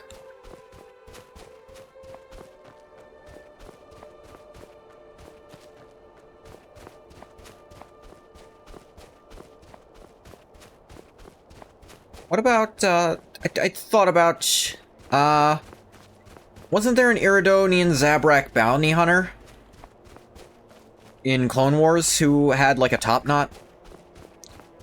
Is the goth girl that Shock T is training in Force Unleashed a Zabrak? Is she? I don't remember. I know who you're talking about, but I don't remember if she had horns. JJK had a missed opportunity for having more monster women with cursed spirits. And we have Hanami. Wasn't there also, Tamamo Nomai Gato summoned in JJK 0? She wasn't that monstrous, though. Gato had a few, like, monster kind of women summons. Oop. Mer's Brood did have some little horns on her forehead. I don't think she was a Zabrak, though, because she didn't have enough horns. When did I last save? That hasn't happened in a while. Or in a cave. Anywhere, just... Coming out of here? Alright, didn't lose much, honestly. If anything, I saved time. If it was only on her forehead, I don't think she was a Zabrak then. But you've mentioned her name, so Quilla can now look her up on Wikipedia. Gato also had a Slitmouth woman in inventory. She was hot. Yeah. I think I'm with a lot of people about the missed world building opportunity that was, only Japanese people and one tribe in Africa have cursed energy. I think that was kind of lame for world building. I don't know if Modulo fixed that at all. I have not read Modulo. Sharp teeth, multiple eyes in her head? Yeah. Yes, she was a Zabrak. There we go. Wikipedia to the rescue. It's interesting Solitude is so green when it's just as up north as... It's actually further north than, like, Windhelm. But it's so much greener.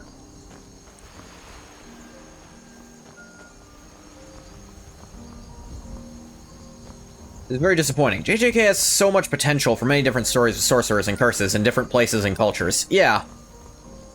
It's like in Zero when they show a foreigner with cursed energy and with a special cursed tool that's actually of some danger to Gojo. It's like, oh.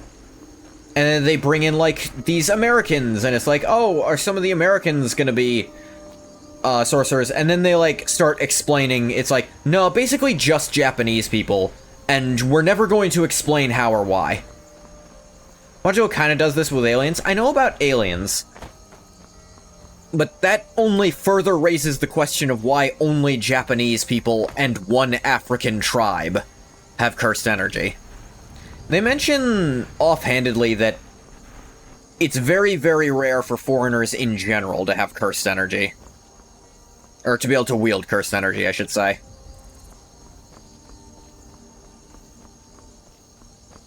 We said this, but a JJK anthology miniseries like Star Wars Visions would be amazing. There's many short stories in the JJK verse with different themes and tones. I agree.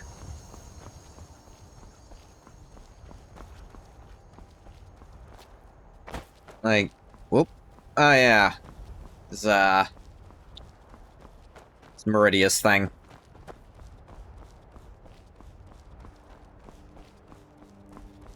It's like, yeah, all that happened there. Explanation is that Tengen is using her barriers to kind of centralize most of all curses and sorcerers in Japan. Mostly to keep curses from going crazy everywhere. I mean, I guess that makes sense, but Tengen's only been around for so long. Like, could Tengen really just stop people who... How did cursed energy start then? In theory, shouldn't it have been all over the world during that? Is Tengen that good at barriers that just every sorcerer outside of Japan prior to Tengen starting that crap just kind of... None of their kids were sorcerers forever? That still feels like a lame excuse. Move along. Ah, yeah, I'm going.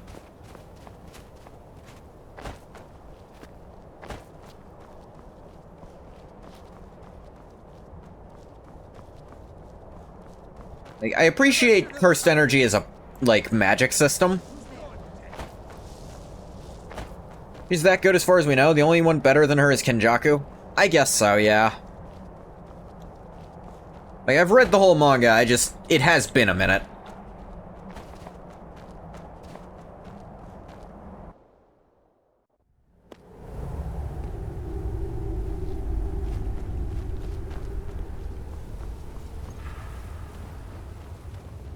I guess Miguel was just this very weird exception that happened.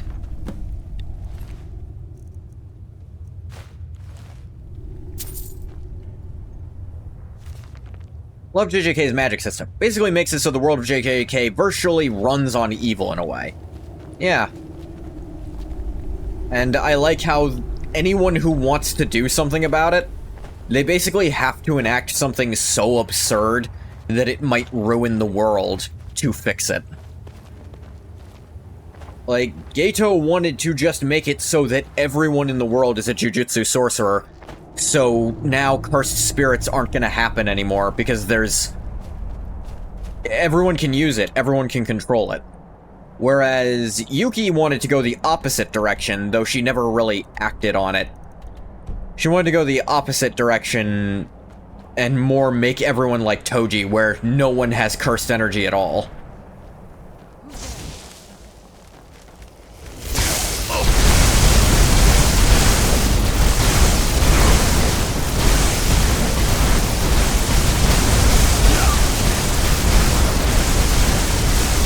Thunderbolts and lightning. Very, very frightening. Red zombies are just durable as shit anyways. But my shout cooldown reduction is 100%, so... Fights are only difficult if I want them to be. Ow. Fuck are you? Right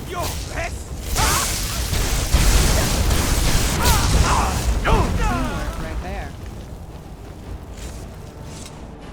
Just found the idea of vengeful curse spirits super interesting for how it could have been explored more. To my knowledge, they only do it with one character. Because they use the explanation that if you're killed with cursed energy, you can't come back as a cursed spirit. TF2 has outlived Overwatch twice. Ha ha ha ha. Did Overwatch die a second time already? They just peeled off the 2 thing. They're doing this new thing. Did it already die off again? The only major examples we have are Rika, Season 3 spoilers character, 3 original vengeful curses where the clans originate from. That's right. Wait, I didn't want to... I know what spoiler you're talking about, because I have read. That's right, Rika was technically one too. They do talk about how jujutsu sorcerers make the strongest curses. because they have so much cursed energy. If they die to something that's not cursed energy, they make usually something horrible. Always thought that concept was right for opportunities in the story. Yeah, but the whole die by cursed energy, you can't do it thing kind of robs opportunities to do it, because everyone's using cursed energy to fight. Because even cursed weapons count. So, like, even what Toji and Maki are doing still won't produce vengeful cursed spirits. Say Overwatch's contribution in society's porn. Sadly, TF2 also has that. To be fair, Overwatch has better porn. It just does.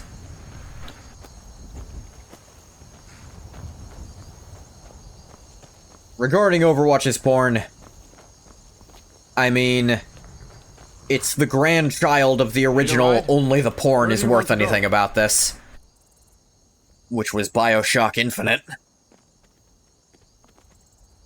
Climb and back, and Yeah, me to Markarth. Well, the policy for Jujutsu sorcerers is that if they're about to slowly die, they have another sorcerer actually kill them with cursed energy, so that doesn't happen.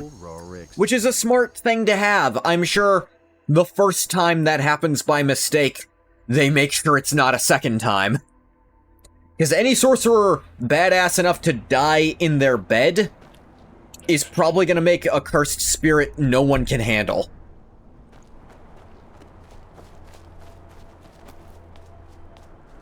It's actually a concept that Mage the Awakening, the tabletop game, does a little bit. Where if you kill a mage, you better make sure they don't know what you look like or what your name was, or else their death curse will ruin everything about you. So basically, shoot them with a sniper rifle from a very safe distance, or don't bother. Can I help you? Blood and silver, friend. Blood and silver. Yeah, blood and whatever the fuck, I don't give a shit. The Silver Bloods pay their debts. You have... What do you think you're... That's right, I forgot about that. That is apparently a bug. They're not supposed to be owned, but people will still respond like you steal them sometimes.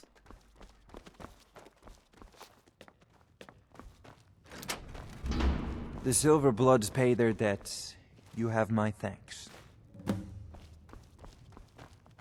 One of the fanfic ideas you've drawn something about. What if Nobara became a vengeful cursed spirit post-Shibuya? Draw her as like a pinhead. Straw doll curse. Straw doll curse. Just turn around. That could be interesting. Like, her curse technique is a fucking doozy, too.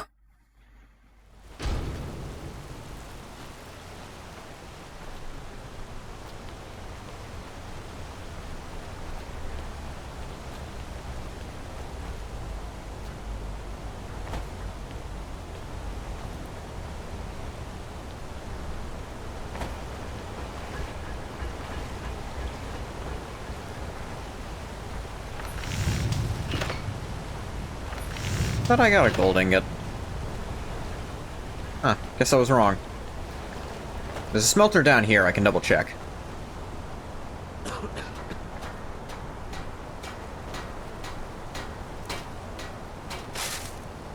I've definitely toyed with the idea of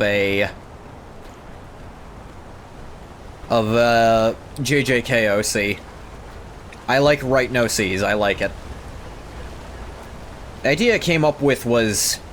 I'm Gorge's assistant. I help her with the forge. New abilities with making Shinigami minions out of straw. Like, she'd have one similar to Yuji, Maki, Megumi's dogs, and Owl and Panda. Shoot nails out of her fingers like bullets for her CT. Her right arm could shapeshift. Yeah, it could turn into like a hammer.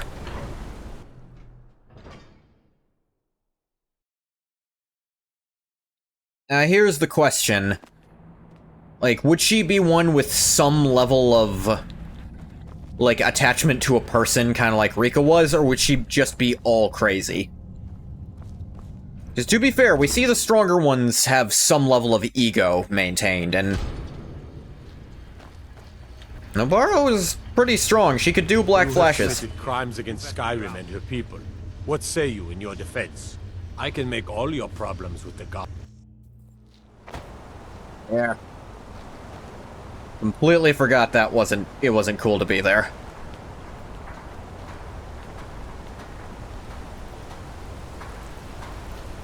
My idea, see if you can tell where I got it from. Got a relatively minor heavenly restriction. Just, I don't know. They're wheelchair bound for one reason or another is the important part. And their curse technique is the ability to produce cursed objects. It's not their actual technique, but they're just the best at making, like, weapons and stuff. And their ability is too useful to send them out into the field. So, they kinda just are bitterly crafting shit. Like, while other people actually do cool stuff and make a difference.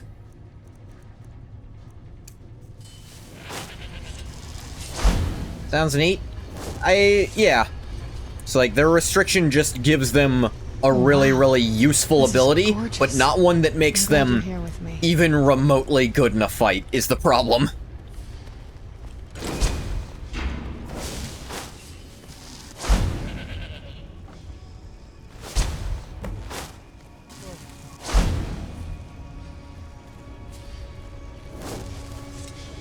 Not sure what you would make for a JJKOC. I mean, there's literally infinite possibilities for curse techniques. Only vague ideas you've had are making some based loosely off of Ed, Edd and Eddy characters. Oh my god. Rolf would smack the shit out of half of the special grades. Getting into the cut content in New Vegas, specifically post-game stuff. Brotherhood could have retaken Helios. Fantastic would get power armor. Interesting. I actually have mostly finished modding New Vegas, like, earlier today. One of the things I did was, like, a lot of assorted cut content. And I'm toying with the idea of, like, the post-Hoover Dam post-game. Just, I don't want to do the stripped-down version that this mod list I found suggests that stops the world from actually changing. I'd want to do the one that actually changes stuff. You dare face the son of a shepherd? Like, honestly, I kind of see Rolf as almost a Toji, with him just being heavenly restricted, no cursed energy. He just beats the fuck out of you. Rolf probably does have experience in sorcery in his family. That's the thing, yeah. Curses are a thing in Ed, Edd and Eddy. The Valentine's Day episode, he used lemons to see spirit cupids. That's right. So, no, he wouldn't be heavenly restriction like Toji. He'd actually be pretty experienced and stuff. Deadass by Rolf's family being experienced in dealing with curses. Yeah, no, you're right. His many doors power would definitely be OP. What if he could just rip open doors to teleport? What if that was his thing? And so it's only a little useful in a fight, so the rest of it is just punching people with cursed energy like Yuji does.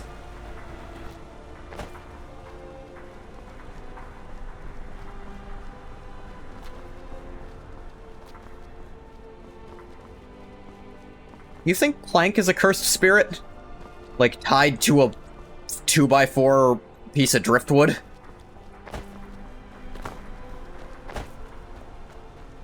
It'd be really funny if Johnny wasn't actually a sorcerer, but he's got this curse attached to him that lets him pretend to be one. Hey, Fish, you heard punching? Hey, Techno, yeah. Challenger here brought up the hilarious idea of Ed, Edd and Eddy characters being in JJK.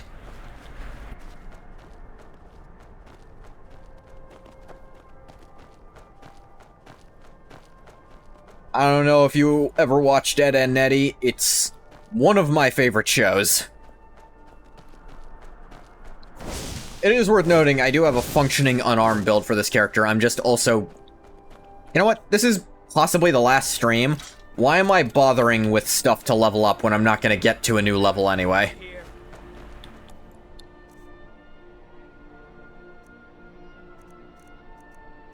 Do-do-do. I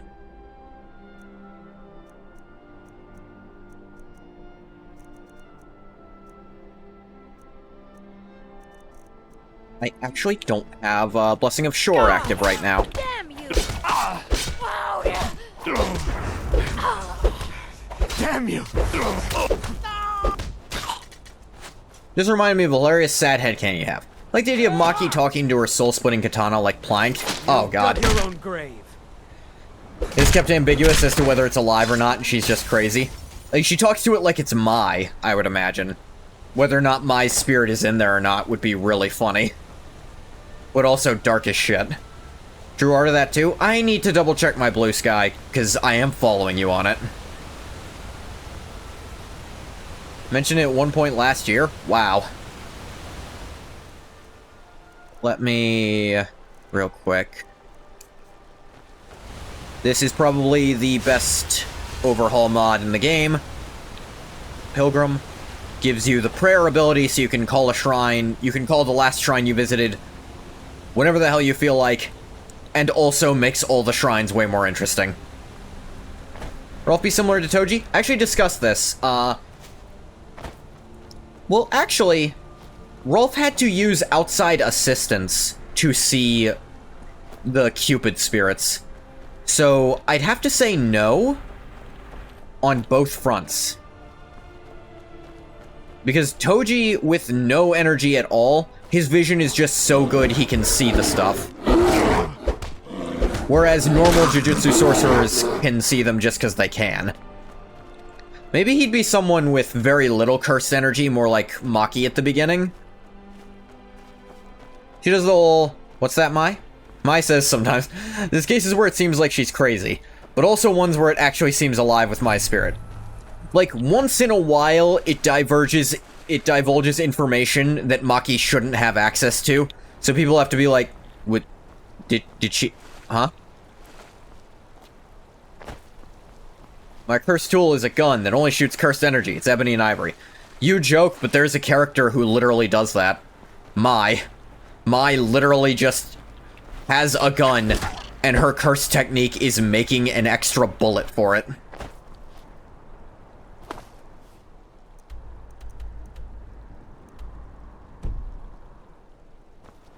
The SSK would sometimes tell her things Maki wouldn't know and maybe move without her. Yeah, that's always the fun part. Kind of like what Ungoth does with Vorin here. Where sometimes you guys in chat, I'll decide that's something that Vorin Dagoth is saying to Ungoth. And is Ungoth just insane in imagining this? If so, how do you guys sometimes give him information he didn't have access to? It's not ebony and ivory, though. No, but she does use a revolver, which... the best type of pistol. I'm just gonna level with you. Revolvers are the best one.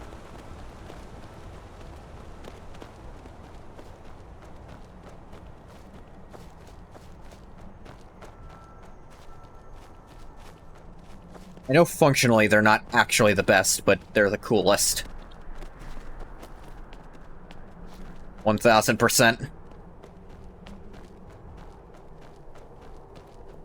Yuju would be a much better big brother to Eddie. Oh, absolutely. Almost anyone would. That the best you can do? I'm here, motherfucker. Nerevar, don't leave me. I heard this might be the last Skyrim stream. You'll still load the save to visit me, right, sweet Nerevar? I don't know, maybe. I don't know what the fuck a save or a load is. I don't know what you're talking about. Of course I'll come see you again. Well, woo. That froze us for a sec. I'll kill you if I have to. Man, I was at this place not that long ago. Oh, for God's sake.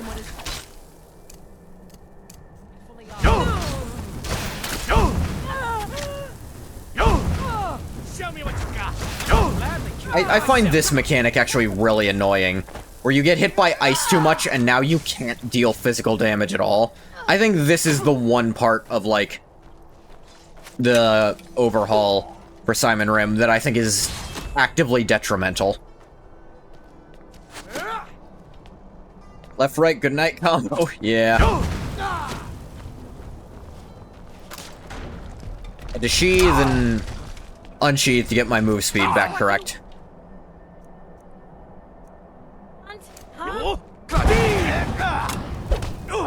Yeah, let's go all out here.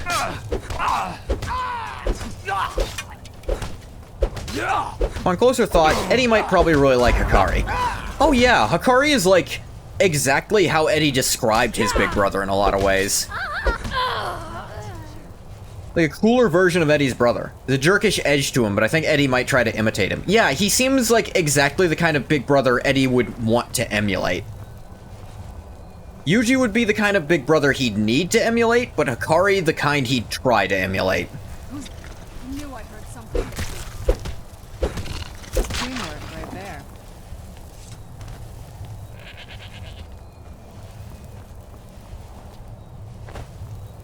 I also love the idea of Double D having a lot of trouble actually understanding cursed spirits, but Ed picking up on the knowledge really fast because he's just so into monster stuff.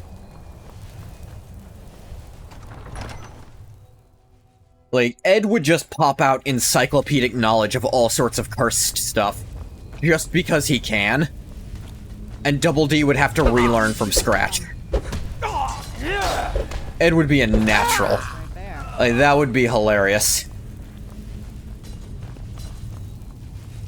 Ed, I keep picturing being a lot like Yuji, actually. Who's there? Or maybe he even gets cursed energy by eating a cursed object. That'll teach you.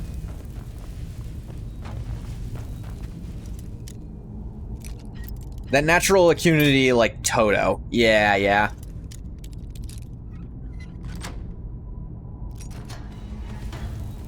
New Shadow style. Battle sword Is that a revolver? Bang, bang, bang, bang, bang, bang. Imagine Ed using Black Flash with ease. Yeah, he'd just pick up on everything naturally. And Yuji do have absurd natural strength. They're both nerds and occult fans. Haha, found it. I cannot. That'll teach you. It's so weird finding weird crossover points like that.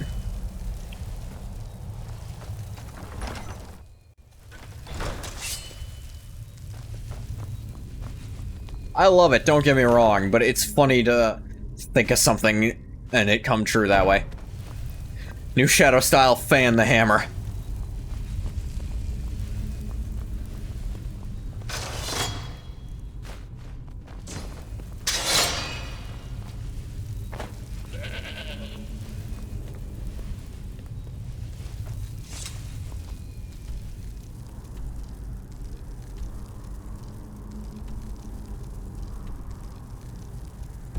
These both point to that. Wonder if this is the one it wanted me to go. Maki would be up to her last nerve with Sarah. Not only with her temper, but how she treats her brother. Especially post-perfect preparation. God, yeah. Sarah is just a full-on nightmare at all times to everyone. Nah, Maki wouldn't let anything slide.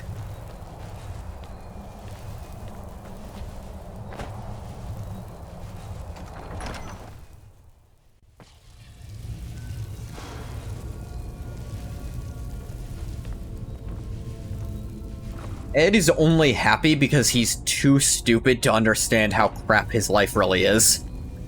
Who's there? Owie. Thought I heard something. What was that? Over here. Where'd you come from?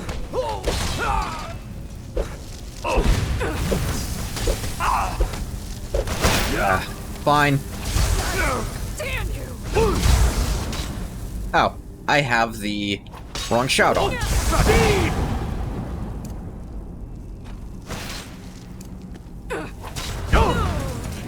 Ed treats being a good big brother the same as Choso.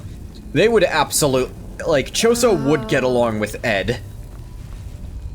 Also because Ed would probably remind Choso of Yuji a lot. I imagine him initially not giving him the time of day, because he's just kind of like that sometimes. I don't know. Choso develops a little, he'd probably start being nicer to people in general.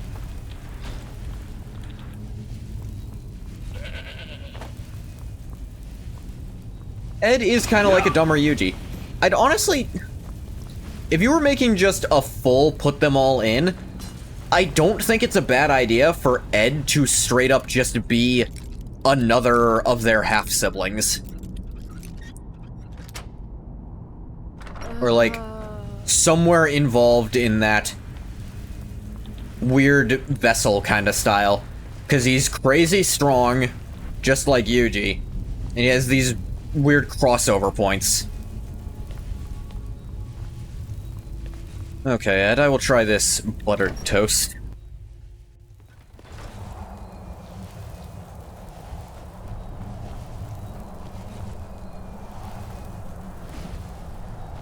Like if the Tokyo and Kyoto students had to deal with the cul-de-sac kids, they'd be a hassle, no doubt. I also have this innate protective desire with them. So these kids, while powerful in potential, are even younger than them.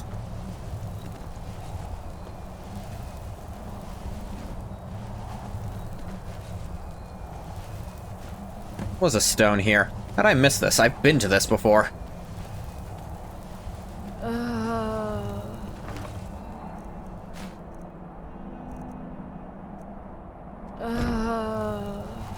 Yes, yes. Yes, Serana Zombie, you're very loud and annoying.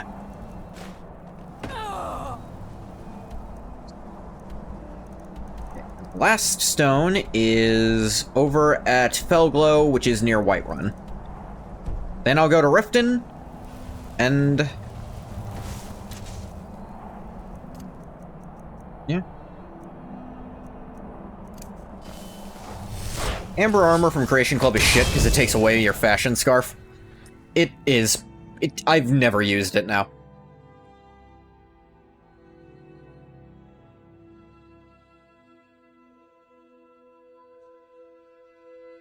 Kitty. Yes, I do love you, Kitty.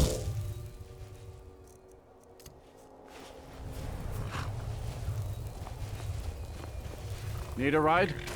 Where do you want to go? Made a Whiterun. Back and we'll be off. Their flamboyant armor designed by a stereotypical gay barber orc. One of them cats. Khajiit, I think they called themselves. I hear Anchors, that's something to think about. How they would be in the context of JJK's world. Honestly, if you said they're special grades, I wouldn't question you. Special grade cursed spirits, specifically. But if you said special grade sorcerers too, I wouldn't go against the grain on that. They are just built like, they are a completely different animal.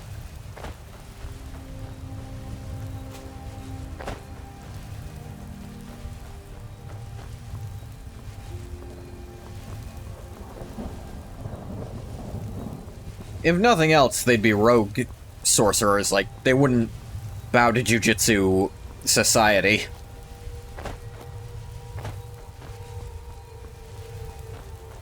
The special grade, no doubt. Either they're sorcerers or all vengeful curse spirits. Yeah, that's where my mind immediately goes to, because of the shit they pull. They are completely uncontested whenever they're around. Or they're paintings like Choso. No, don't bump my microphone, kitty. That could be. I mean, Choso never got, like, a specific grade designation, I don't think. But I believe the womb paintings were they considered special grade objects? Just because of the potential they could have? I don't know that Choso was considered a special grade curse, or his brothers, specifically. Think so? They had to at least be grade 1, because of all the trouble they gave Yuji and Nobara. Who's there? I knew I heard something.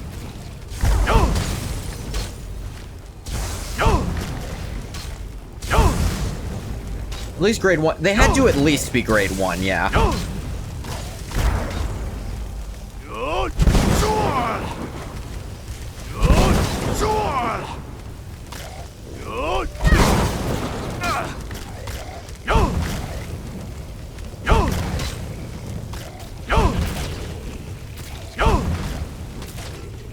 Finally.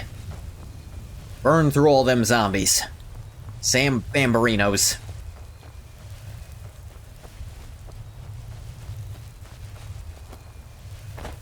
That was just too many to even really fight at that point.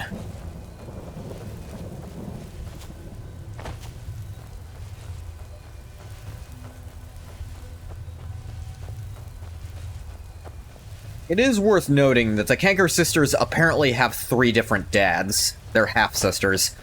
Because in their debut episode, they mention that they are having the Eds wear their dad's robes, and they each have different name tags on them.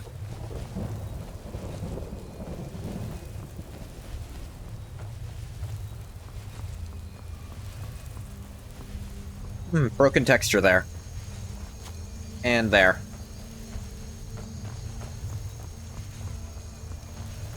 They're half-sisters, yeah. Which I guess...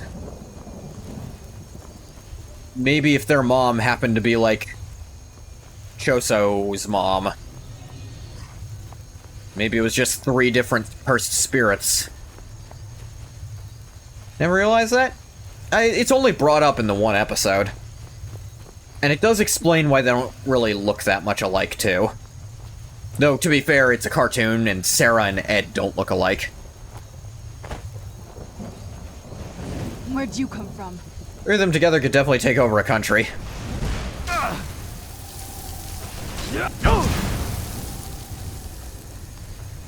Hey, ain't this where we saved that one moron who thought he could join a necromancer group from the college? Oh, I'm sorry, was your ward gonna help you against these hands?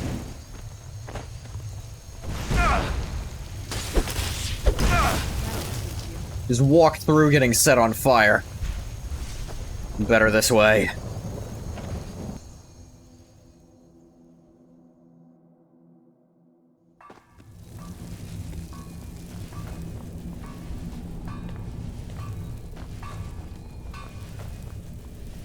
Hey, how's it going? There's the stone. That was the last stone. Hip hip hurrah, hip hip huzzah. Thanks for being with me for this one, Serana. It's an old acquaintance of mine lost these, and I thought I'd put them back together. See what happens, you know?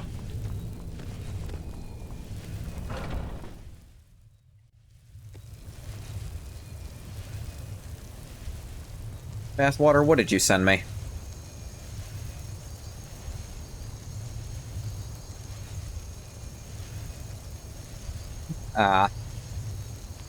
I think would have a mostly assist-worthy CT. CT would be about perception/illusionary stuff, to befit his title as a scammer.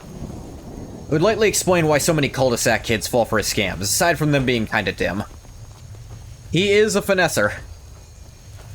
I was expecting Serana to be impressed, meanwhile Serana has no idea who the fuck Berenzia is. Yeah, Berenzia was after Serana's time, no matter when Serana's time was. Not really expecting her to be impressed, just thanking her for showing up to something she doesn't understand. Like, these rocks went missing, like, recently? Relative to both of us, yes, very recently. The 3 Eds, he'd have the second highest durability, with Ed being the strongest physically. Yeah. I see Eddie... honestly, I see Eddie being a bit like Hikari, where most of his power comes from a really good domain expansion. Like, Hikari has those, like, train doors he can use. But most of his fighting is just punching people while under his domain expansion effects. And I see Eddie kind of being like that if he wants to be good in a fight. I knew I heard something. That'll teach you. Yeah, I don't see him being a powerhouse like Ed or Yuji. But I wonder if he could have... if he would have a really weird, esoteric domain expansion, like... arguably an old style, because apparently Higuruma and Hikari, where, like, their entire technique is based around the expansion, rather than their expansion coming from their technique. Apparently that's how Jujutsu sorcerers used to all be, according to Tengen. Like, that was completely the norm. The really old ones.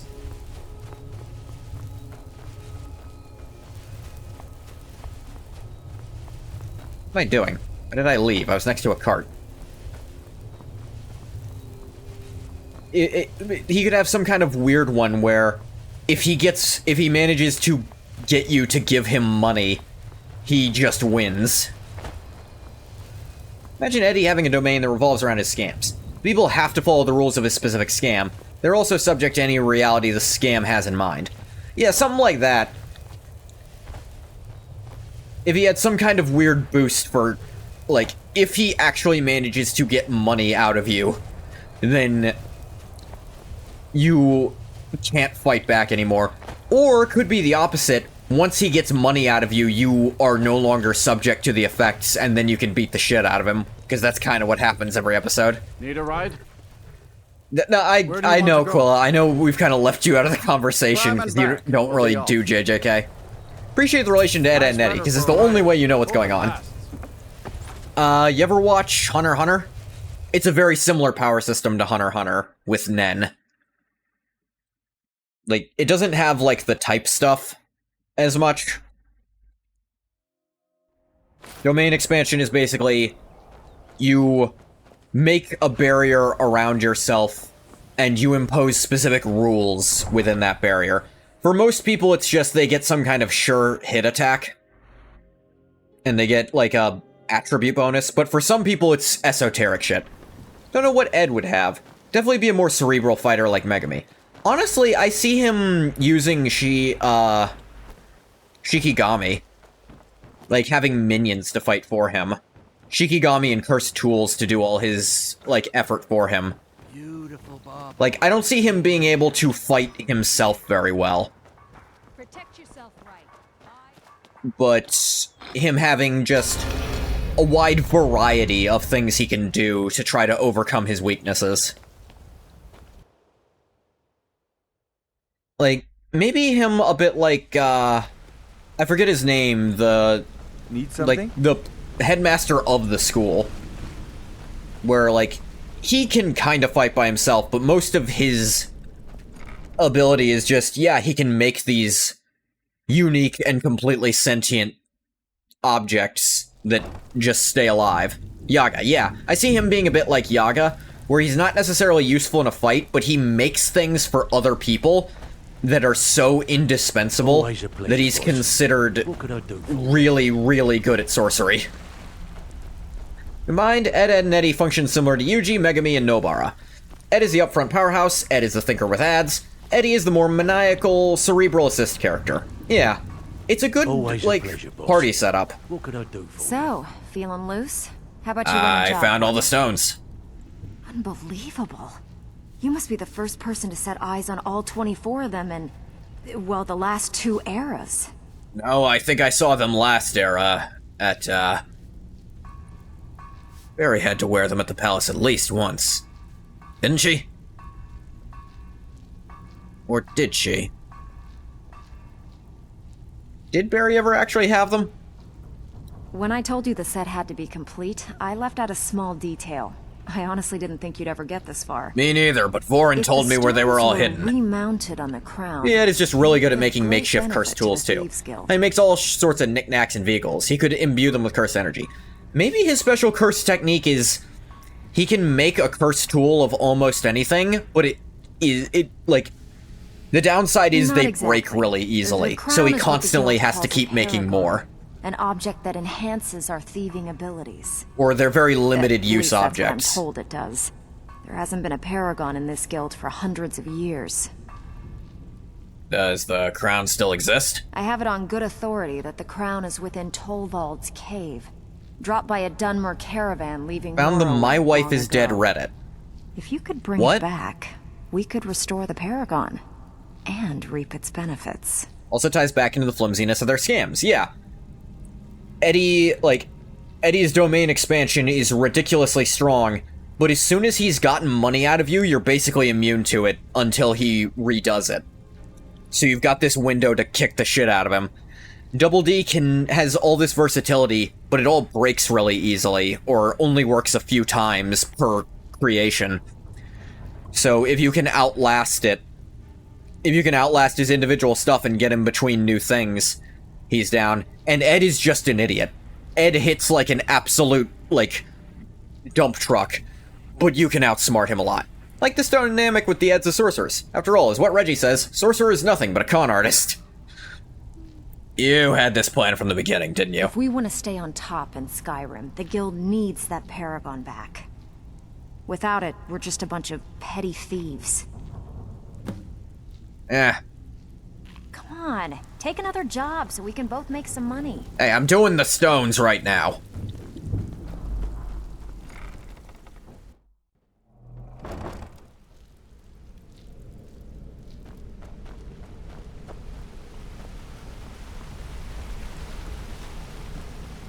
Good to see you again, friend.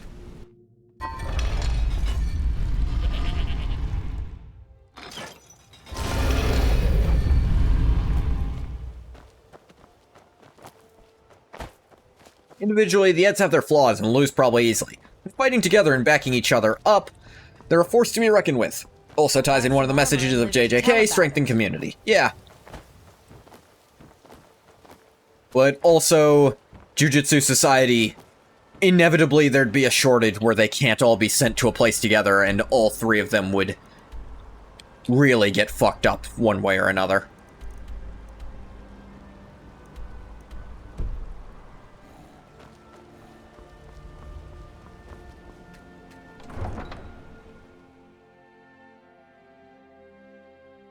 Yeah.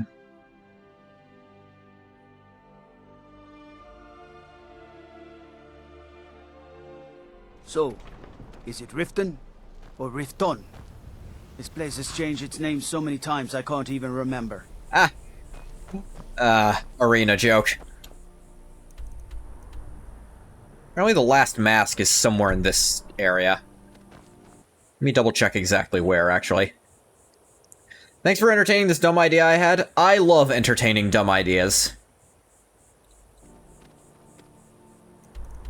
Really fun.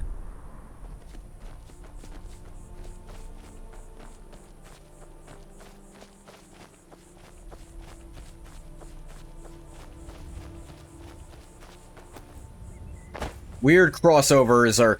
Look, I'm a Kingdom Hearts fan. Weird crossovers are always going to be my bread and butter.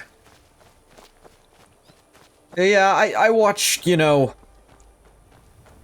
Squall Leonhart and Mickey Mouse fight, like, interdimensional shadow demons together. There's not a lot in terms of crossovers that you can tell me that'll, like, really turn me off from the idea. Placed my dad's shaving cream with mayonnaise. He shouted, "What the hellman?"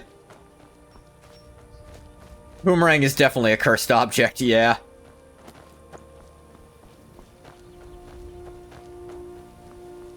Honestly, if nothing else, Rolf is kind of like Miguel, if no one else.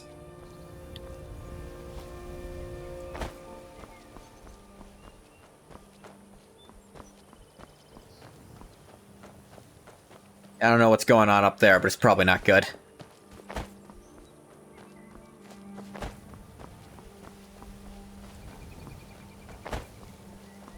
Special grade object. That boomerang was something. You touch it, your entire personality changes. Sometimes. Rolf specifically had some level of resistance to it.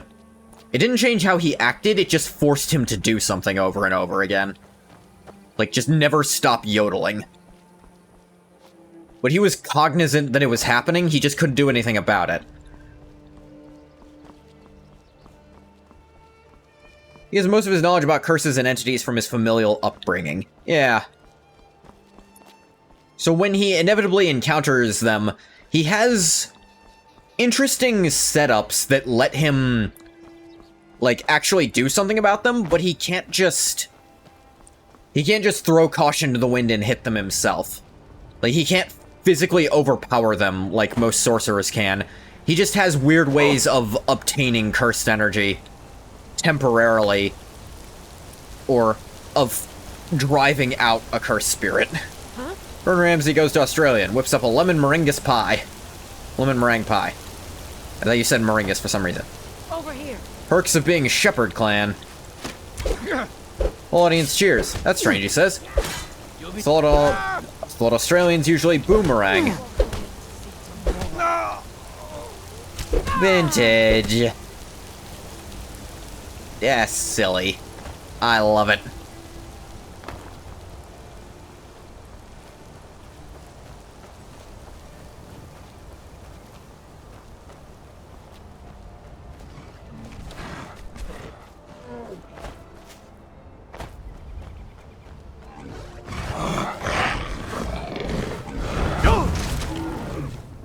Remember, if you ever have a stupid crossover idea that sounds just completely insane on paper, bring it to me. I'll try to work with it.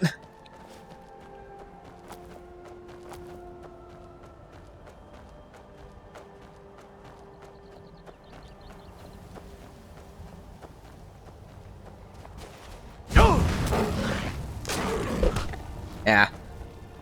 Ragdoll to fucking saber-toothed tiger. Come on, OBS. Nothing happened since last time, you can stop freaking out. Who did Lemon rob the bank with? I don't know, Vintage. Who did the Lemon rob the bank with?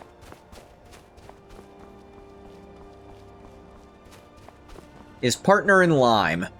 Must have given him some lemonade.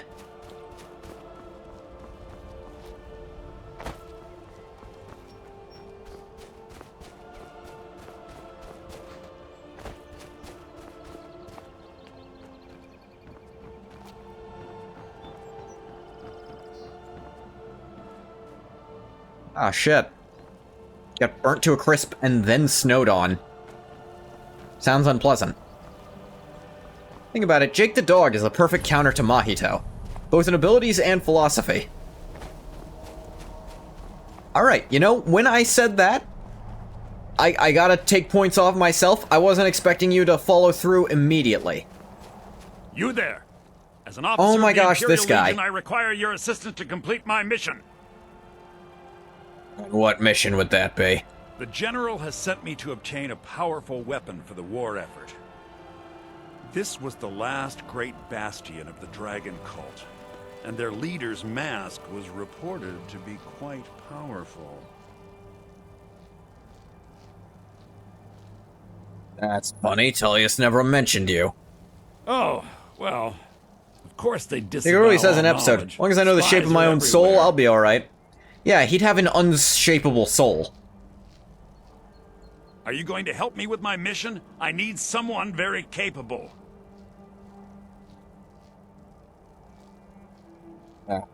Yeah. Till next time. Are you going to help me with my mission? I need someone very capable. Screw it. Fine, Very let's good. say I believe you. Jake can research shapeshift, I've can done understand the seems to soul to indicate be able to that harm Spawn Mahito, would be Snowstrider immune to left idle part of his transfiguration. journal here after laying siege. The thing is, he wouldn't be immune to it, he'd I just be believe it completely should capable of indicate how undoing they it no matter what sections of the happened. stronghold.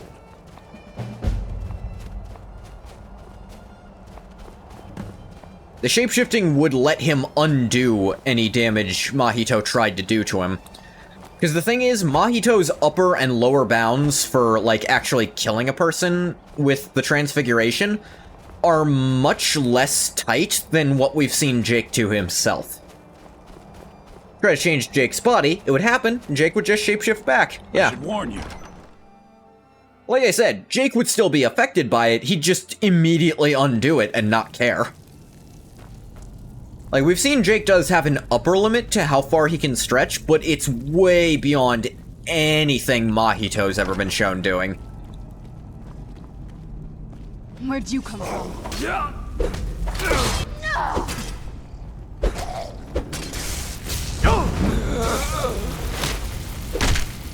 Jake has literally popped and got torn open and been fine.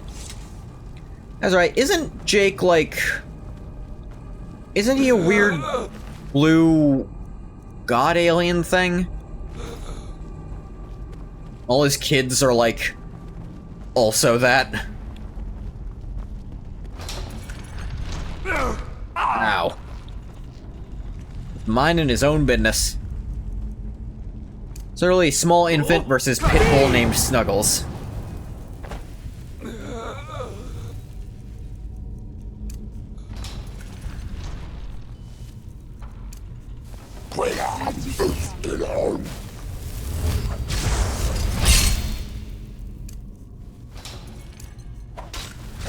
Biggest part alien, that's right.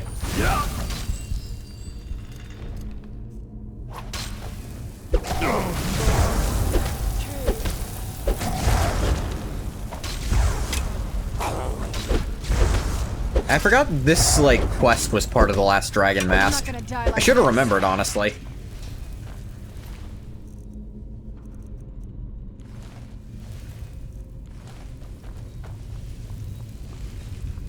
Well, if Jake's part alien, and aliens in JJK also have cursed energy. See what I'm getting at? Release me. Fallout 6 is when they take pages out of Adventure Time. We get a whole bunch of aliens. I mean, they already had aliens in Fallout 3. And technically they've had aliens since the first game. But Fallout 3 was when they had an expansion dedicated to it. Ah, Earth Curse techniques so advanced. Isn't, like, right now in Modulo, Taught to avoid these types of rules. Deborah, who's very clearly named after the Dragon Ball villain, is fighting Maharaga, and he's actually having to improve for the first time in his life, because he's never fought someone actually strong. Where'd you come from? They also had Doctor Who, I recall. It is funny, both series feature the Master. But yeah, no, you can just randomly find the TARDIS. And then it leaves if you get too close. Why is Mothership Zeta ass? Well, there's a few reasons. I think ultimately it comes down to... I mean, Mothership Zeta isn't my least favorite, or is it? It's hard to actually point... I think Point Lookout's probably the one I enjoyed the most, because the area is kind of fun. Need to read Modulo, and yeah, Maho's adapting to his existence. What would Marceline be like? She'd be just this super strong anomaly in JJK? She's a soul-sucking demon-vampire hybrid. Well, that's the thing. If we go by, like, her dad's a demon, would that translate to just she's essentially a cursed painting womb? And then maybe being a vampire, she's also the subject of a curse? Like, someone else is cursed, and she's just kind of mastered both aspects of herself? She'd have curse energy, also that really strong X factor being both a vampire and having the soul suck ability. Yeah, maybe the vampire part is she is the subject of a curse that she's just kind of bound to her own will, but also she's part curse herself. Zeta gotta be the worst. Realize the competition for worst Fallout 3 DLC is steep. Broken Steel lets you continue the game post-main quest, and the pit is actually pretty fun aside from the annoying way it starts. That is true. And Point Lookout, I actually like the environment, so I guess Zeta kinda has to be at the bottom, doesn't it?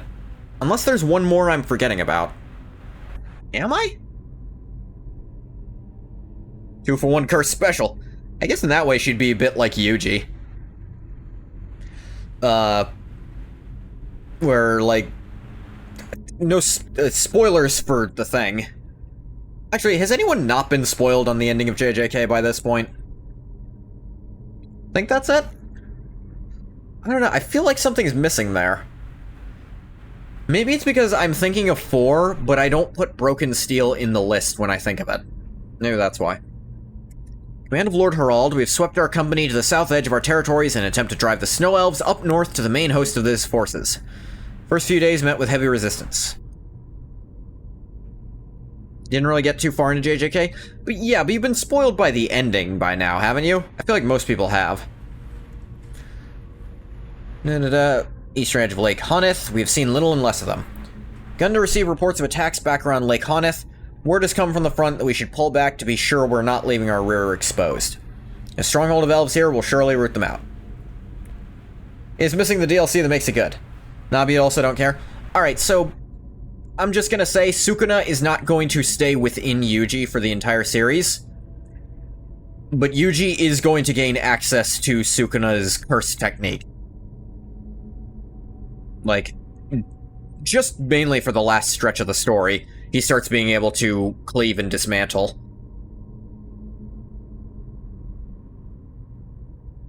I wonder if Marceline would be like someone who hosted a cursed object person and has just gained their power. Like, maybe her dad being a demon is how she's a really good vessel. Maybe that is a normal thing for them. Sounds impossible. We appear to have stumbled upon a massive holdout of the dragon cultists. We're believed to be wiped out during the Dragon War. The elves must wait, so this is a threat we cannot ignore. If we're quick, we may be able to catch them unaware and avoid a lengthy siege. Third week of the siege. The men grow restless with the cold and all miss their families. That blasted storm hadn't caught us off guard and slowed our ascent. We might have taken the monastery. As it stands, we may be in for several more weeks of pounding on their walls. Pounding, you say? You know what you'd watch if they made a supernatural anime? They made a supernatural episode of Scooby-Doo. Send word to Harald to send one of the voice masters to help bring down the wall. Brought down their main gate thanks to the young voice master. The brash lad took an arrow in the neck in the process. Ooh. Seems he'll be joining the 8 in Sovngarde soon. Most of them aren't in Sovngarde. Also, the 8? That's weird phrasing, because Sovngarde is Shore's domain, but Shore isn't one of the 8. Cultists have fallen back to the interior of the monastery, but soon enough we'll breach those defenses. Sooner the better, it's too blasted cold on this mountain. Entered the monastery today only to find all inside dead. Also, this is First Era 140. Isn't that a little late to be chasing snow elves?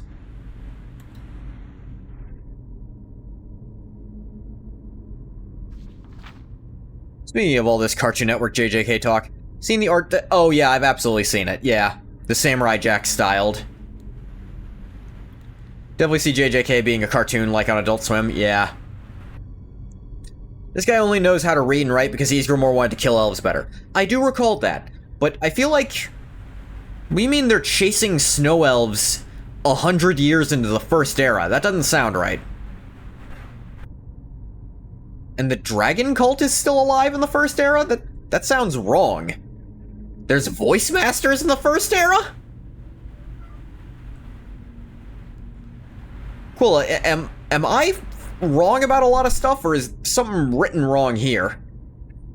Remember when Adult Swim was a place for Naruto in the US? I recall too. And then Shippuden started airing on Disney XD, and they censored the fuck out of it. Is the last holdout of the dragon cult. Okay, sure. But snow elves? Lasted much longer than the rest? I believe that part.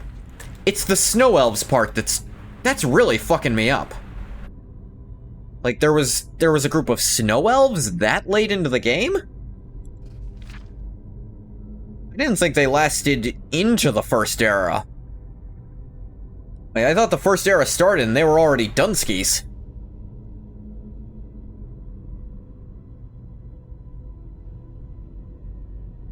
Soon enough, we'll breach those defenses. Sooner the better. Too blasted cold in this map. Is it right for snow elves? Wow. I underestimated how long they managed to hold out then. That has something to do with Male Flanagan. No idea who that is. We entered the monastery today only to find all inside dead. It appears they purposely caved in the stairway to the refectory and then took their own lives. Not until the reign of High King Harald, the elves were believed to have been driven from the present borders of Skyrim. The snow elves continued to hide in the newly established Nordic kingdom. Oh, sure enough, this is actually right before that, so. And they are actually mentioning Harald. He's not High King yet. Naruto's voice actor. I don't think so. Walking during the Zening massacre? No, there is no escape. Just needs to scream and butcher everyone like Jack. Yeah. Outside dead. Appears they purposely caved in the stairway to the refectory, took their own lives. Some their own risks, others we found with empty vials. Most appear to be poisoned, but oddly, there are not as many empty bottles as one would expect by the number of dead. Hold up here overnight rather than face the cold. Explore the catacombs in the morning to see if we can find another passage to the upper areas. The 8 protect us from dragons and madmen. Lost half our remaining men today. Discovered a well in the catacombs. Locked, but with several buckets already filled. In their excitement for a drink that didn't risk frostbite on their tongue, 2 score drank before we could stop them. Gods only know how these cultists could use that horrible poison in their own water supply. Lost more men to this catastrophe than we did taking the courtyard. Ooh. The well was locked from this side, and the key must be somewhere in the catacombs. With the ghosts of these dead cultists and the men demoralized, just isn't worth the search. Let those gods-forsaken cultists drink their way to oblivion and be done with it. The upper door in the courtyard has some sort of barrier over it, and our mages believe the sacrifice made here will sustain it for decades at the least. We leave this accursed place tomorrow to regroup and push up north. I'll leave this journal, so that in an age or so, when the poison has faded, someone may find a way in to be sure the cultists met their due fate. Yeah, sure, I can deal with that.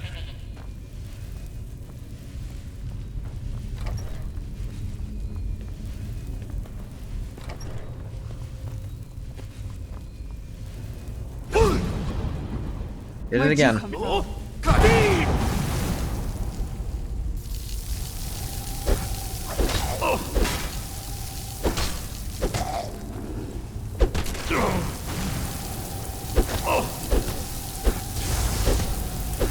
This is kind of the only look at what the dragon cultists actually kind of looked like as people.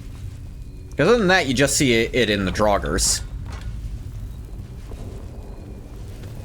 Which honestly don't tell you that much. It tells you what kind of armor they wore, but...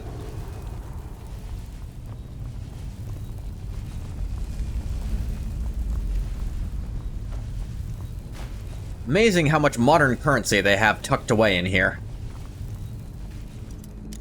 Draugr, I hardly know her.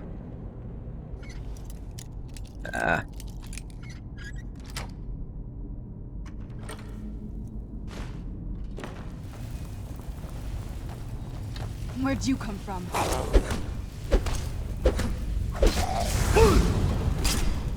Keep fucking...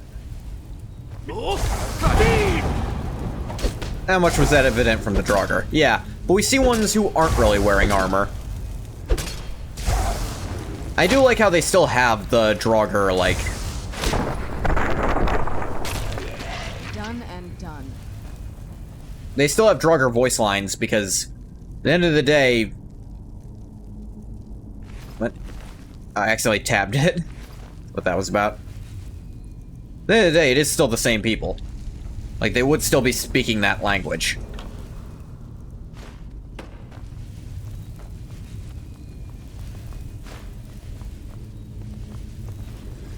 Where'd you come from? There. Talked about Maki not tolerating Sarah. Lord forbid if Choso ever met Eddie's brother. Choso would crash the fuck out over him. Where'd you come from? Like, that would be a biblical ass beating. I mean, you saw how pissed he got at Naoya when Naoya just implied he didn't like his brothers. I'm not gonna die Like, seeing Eddie's brother actually beat the shit out of him, I think Choso might kill that motherfucker. As your grandfather dies, the Dragon Priest says, I decree this one will be buried naked. He looks like a Jabba to me. That'll teach you. Hey, oh, come on! Who's there?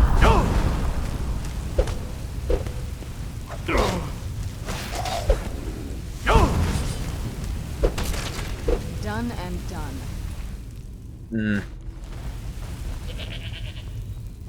As now that you didn't see Naruto subbed. A lot of people originally probably didn't. They saw it on Toonami. Dubbed.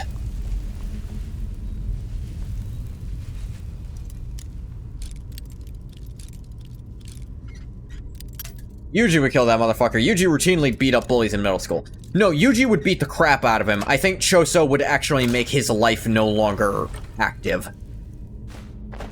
Like, I believe Choso would deliberately and intentionally murder him by removing blood from his body until he was no longer alive. Whereas I think Yuji would just smack the shit out of him. Manish, please, he had insomnia. At least make him restless. I have spoken.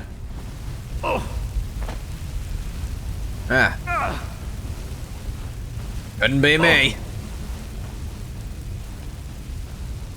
To the point his passive, like, Anguth isn't even taking damage from it. You good, Serana? It's fire. Ah, you're fine. It's not even good fire.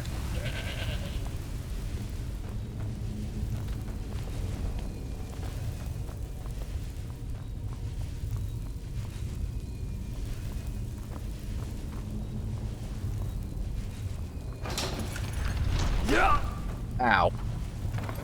Hang on. Oh. Yeah, that explains that, actually. It's like, why is it pointing me this way?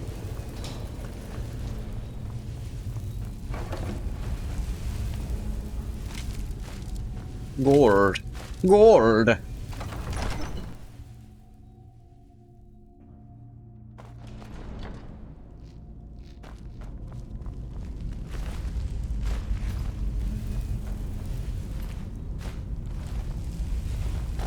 Where'd you come from?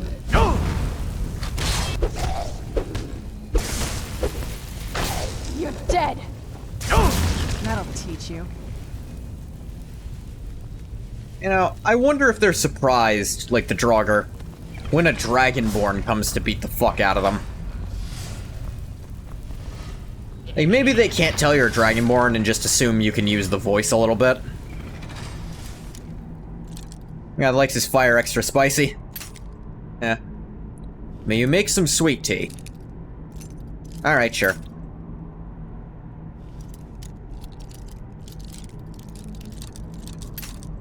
Dang it.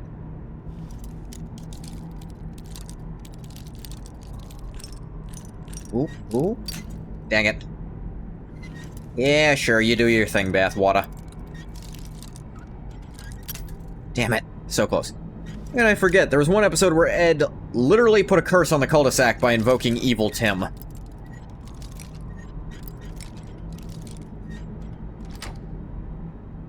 My god, that's right. Ed literally had an imaginary friend who could beat the shit out of people.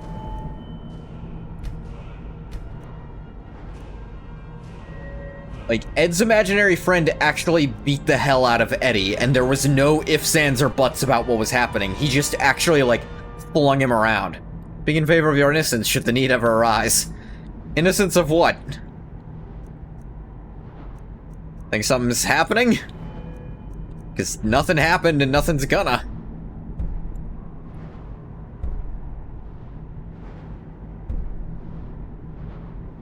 Jewelry. Enchant. Murder, other crimes, guilty or otherwise. Jib versus Rika, who wins? Oh my god, would Ed really just be like Yuta, or like a huge chunk of his power just comes from having a curse attached to him, but it's Jib? Jib versus Rika. I mean, Jib tossed a middle schooler around.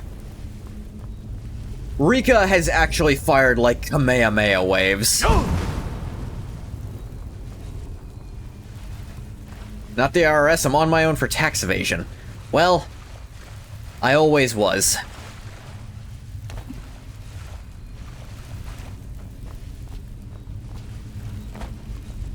Yeah, Rika takes it. Like, to be fair, we don't know the extent of what Jib can do, but based on what we've seen, I gotta give it to Rika for this.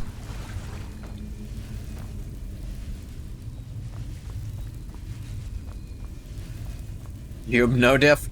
No, not that, Jib. I understand the confusion, Quilla. Ah, that might have actually hurt.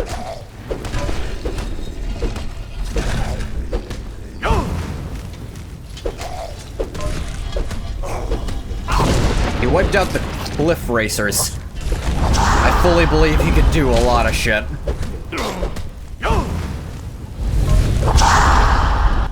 Bye, motherfucker. You guys sure die to your own traps a lot.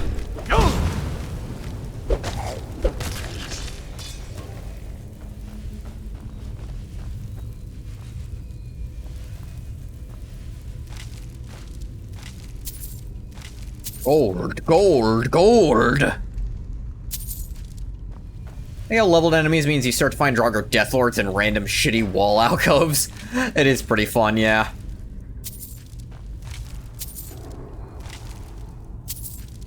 You start finding ebony gauntlets on random wrapped up Draugr sometimes too. Leveled lists are fun. Well, I'm glad I get to end probably on the only... the last number in the 60s that isn't a funny number. I never addressed the other one because I hate it. It's not even an actual joke. Done and done.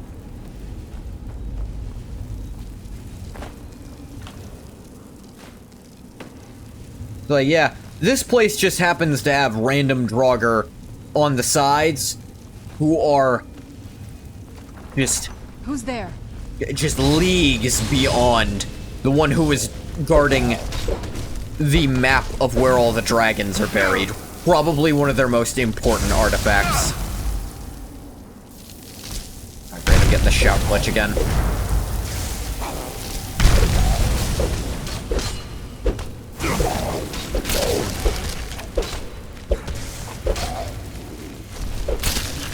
Done and done. There it goes. Who should we set up to guard the map to potentially find us and maybe even resurrect us should the need ever arise long ago?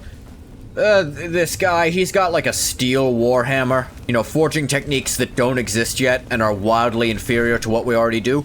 Cool.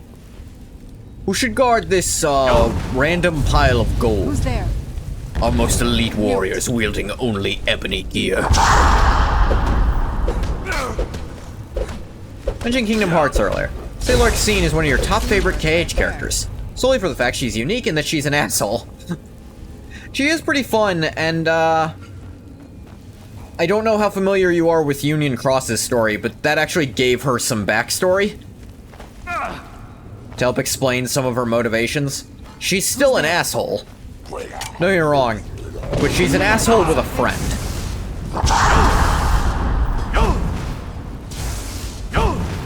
Blood of Shore shall guide them. No, it wouldn't be the Blood of Shore. Done and done. Well, I mean, the Blood of Shore shall defend them. But guide them? Nah.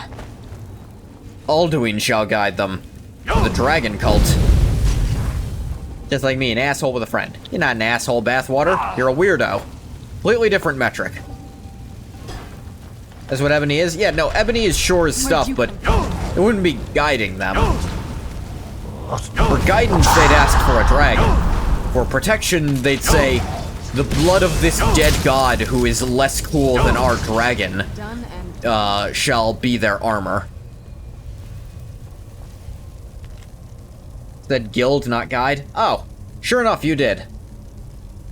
Call me an asshole if you knew more about me? No, I wouldn't. Vintage claims to be the asshole of this chat. You trying to steal that from him, Bathwater? You were trying to steal Vintage's only thing? I think Larxine's interesting in that she's a jerk and may enjoy being an emotionless nobody, because being human was too painful for her due to what she experienced. What's interesting is, Xemnas points out a similar thing. When he starts actually gaining his emotions back, he's like, is this emotions? God, this hurts. You guys are strong for being able to deal with this. By which you meant guild. Couldn't remember how it was spelled for a moment. Yes. Also the chat chef? No, I'm the chat chef. You ain't stealing shit from me. I am the cooker here. All the blossoms are to be harvested at once and brought up to the alchemical lab. Clear space and begin burial of the children's bodies. Children's? Fuck me.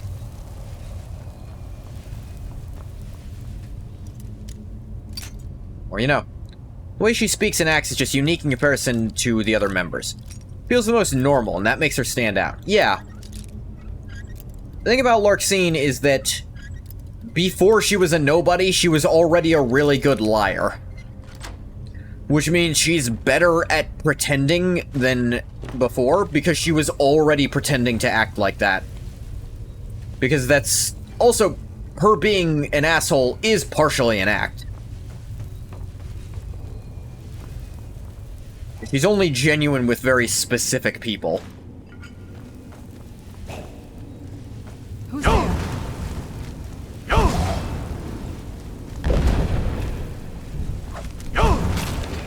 Funny is, one of the oldest, most interesting builds on the old Skyrim build forums was something just called The Voice, where it really was an unarmed shouts-only build, where they used an exploit to make sure you could have, like, 4 amulets of Talos on, so you could do this crap. And you had unarmed and a shield. And you were an Argonian because it was the most dragon-looking one. Gordon Ramsay is the chat chef? I don't think Gordon Ramsay is in chat. He's multifaceted while also being simple. It's very fun. I mean, I wonder if you can guess my favorite Kingdom Hearts character. I'm not sure if you can, honestly. Because I don't think it shows with Where'd you come from? how I act or talk, specifically at all. That'll teach you. You to prove he's not? I can't prove it. I can't prove that none of you are Gordon Ramsay, and I don't want to prove it either. Think I needed this. We're the provisional government of Texas, and are currently drafting a constitution. What? That's what the fuck are you talking about? Last night you took a break from your ever-slogging Legion campaign to play the Texan Brotherhood. Oh, that's what you meant. Okay, I missed that part.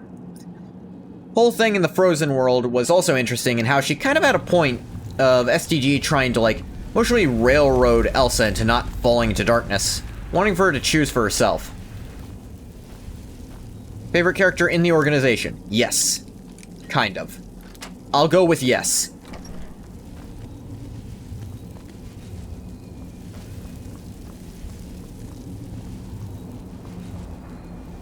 Not always, is what I'll say.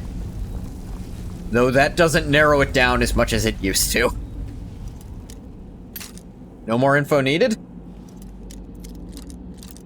Are you sure? Like I said, that doesn't actually narrow it down that much anymore. It's Goofy? Goofy was never part of the organization. And if you're referencing the stupid Jello Apocalypse video, I hate you. That was the video that made me realize they're actually not any good at criticism. They just don't like things that I like. Wish Disney let Larxene actually interact with / manipulate Elsa. There's a perfect opportunity for Larxene to show Elsa her lightning powers, give her a common ground to make her feel like she's not alone. Could do that if Disney had let them do... I know it's just a fan theory that the Frozen world, that Elsa was supposed to mostly be the antagonist there. Because Larxene makes a frozen castle to, like, a frozen dungeon to lock you in at one point, which doesn't make any fucking sense. And the final boss has no lines in human form. The idea of it being Elsa made a lot more sense narratively.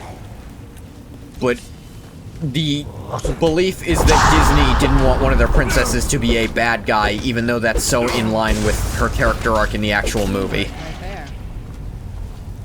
You specifically, they check for what you like, and that's how they decide what they don't like.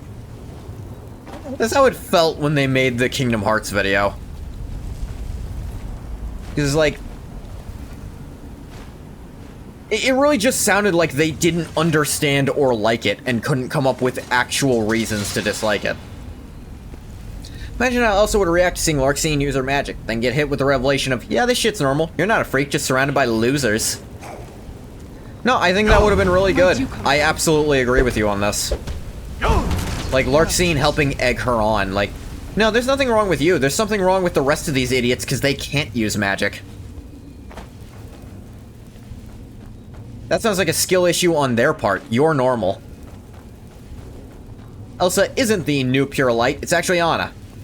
But it's actually both of them in the final game.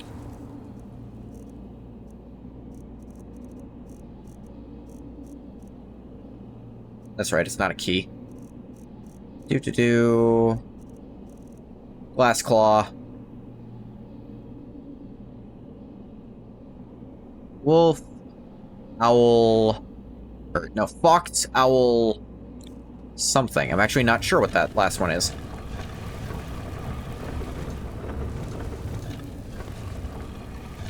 Was it snake? I guess it was snake. Bibbidi boppity boo, these muggles can only go boo hoo.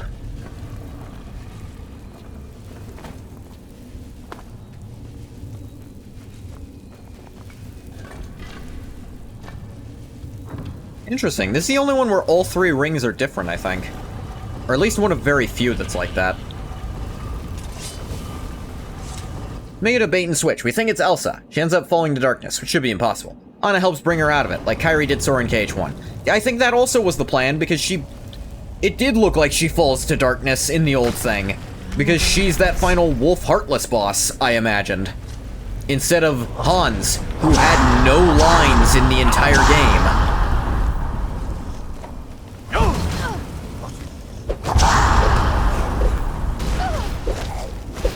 More like Dorkness.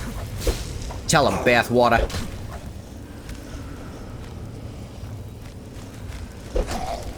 There's some really old Kingdom Hearts fan art, too. Of, like, back when no one could conceive of an excuse for Riku not being part of the main party throughout the story. And it's actually like Riku is sort of the vehicle for Elsa's growth. It's like, yeah, you've made mistakes, but that doesn't mean you can't come back. Even if there's that scary power in you, that doesn't have to mean anything about you as a person. I've been there before.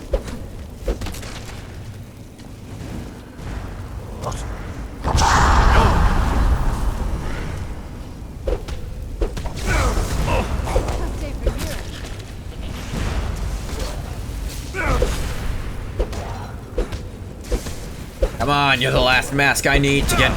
I don't know what the fuck's in there, but I want it. I still remember how to fight. Imagine that heart-wrenching scene. Elsa falls to darkness. Sora, Donald, and Goofy just kind of sigh and brush past a distraught Anna. Having to know they'll have to put her down. Then after the fight, Anna gains resolve and saves Elsa before it's too late. Yeah. Or... even if you want to do, like, the lighter version, you could also go with, hey, like, Sora, like, knocks the Heartless down, but instead of finishing it, he goes, Anna, I want you to try something. It worked for me. You might be able to do it.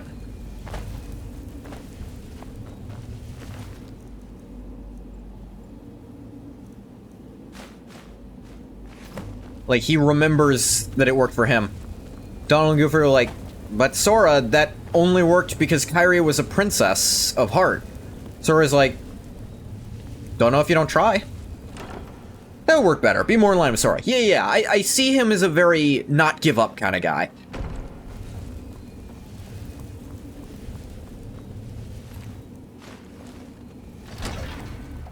Oral host battlements.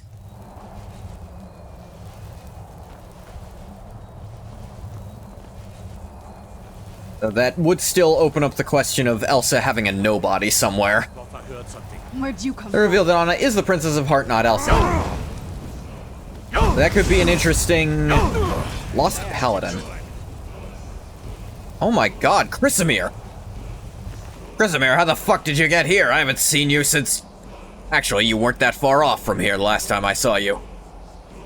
When equipped, grants 15% fire resist, 10% absorb magic, slow health regen during combat.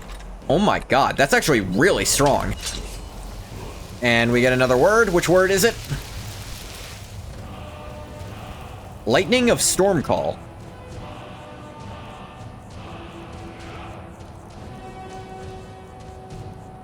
That was the last word of Stormcall.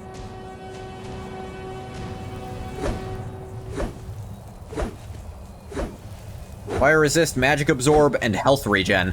This is actually really good for Ingoth's build, and he has used this weapon before in Morrowind. Left part of his journal here after laying siege. I believe it should indicate how to enter the blocked off sections of the... Oh, hold on, I can explain. Hey. Here we go! You won't leave here alive. I just got a whole new weapon. Mercy! There is no mercy. Yeah, she'd have a nobody somewhere, but you have to wonder what kind of nobody it'd be. By the way, if you sided with the Stormcloaks, he'll be in the Stormcloak, equipped from the start, and then switch to Imperial at the end. Otherwise, I think he defaults to Imperial. Talking about how stupid Busted Beast is in Kingdom Hearts? Oh, absolutely. Like, do cross dimensions on sheer willpower, can fight Heartless with brute strength, canonically fought 2 organization members, one of whom being the leader.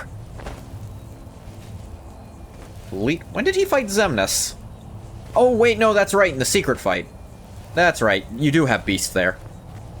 Yeah, it is no wonder that Zaldin was like, no, we need this guy's Heartless and Nobody. They'd both be immensely useful.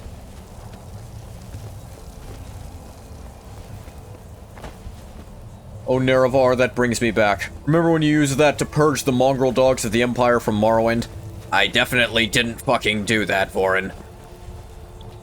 In fact, I think I helped them get a better foothold in Morrowind. Playing your grand strategy slop, realize the way you play these games is the same Kaisar recommends. Obliterate any differing culture to impose unity, long-term stability, establishing a totalitarian government with complete control. Yeah, which means as soon as someone who's not you is in charge, it will fall apart. Just like with Caesar. The strongest non-magic, non-Keyblade-wielding Disney character. To be fair, his strength is from magic. Like, he was cursed to be this big, strong monster, so there is still magic involved. Is Beast the Toji of Kingdom Hearts? I would say no. Because he is still a magical creature from the Witch's Curse. Haha, oh silly Nerevar, you would never help the mongrel dogs of the Empire. Ah, Vorin's having a day.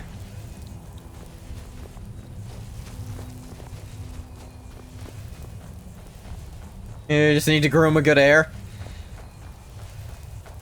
In theory. Oh yeah, what does the mask do in this one? Gonna take Chrysamere off. It's cool, but I don't need it.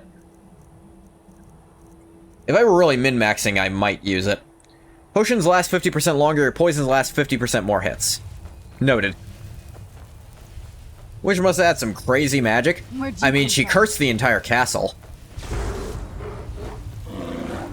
I think the willpower thing, that's all Beast. But, the being magically strong enough to hurt Heartless, I think that's pretty normal. Made a dude capable of boxing dimension-hopping zombies. To be fair, Sora... I mean, Sora couldn't do it with a stick, but we see Heartless aren't, like, immune to normal weaponry. They're immune to a toy and another toy. Hell, even in 358, when Roxas uses a branch, he's still able to hurt them with it. Like, maybe not as much, but Sora was a small, weak child with a toy. And then also Roxas was also with a toy. Have I ever mentioned 358? The 358 manga is one of my favorite manga. Because they actually changed the stick scene to... For one, Belle's actually the one who recommends Roxas lend Xion the Keyblade for that scene. But also, yeah, Roxas agrees, and then it's like, wait, what are you gonna do for a weapon? He just kind of laughs a little.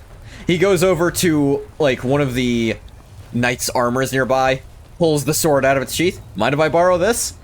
By all means. They're just like, no, go for it. You're fighting these things. Which is way smarter than what he did, which was find a random piece of driftwood, which was for some reason in a castle? I'm not gonna pretend to know why that was there. Heartless are the ever-growing infection take on zombies. Nobody's a living reanimated corpse idea. Yeah? I do like that they are both different forms of undead. Yeah, shout glitch again. We've over to manga. Having Roxas actually interact with the Disney characters. Yeah, I thought that was fun. It does introduce a plot hole. Slightly. in that, none of the characters ever mention Roxas to Sora.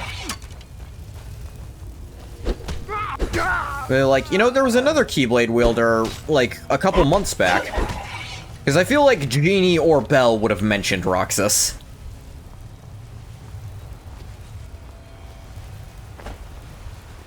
Manga? Yeah. KH manga are great in general. Love the characterization they give them, especially Kairi. Oh, that. Manga Kairi is great. Not that other word you said. I don't know if she'd, be down for that. Aw, man. That is unfortunate. Sorry, it's okay, man. Where is... No!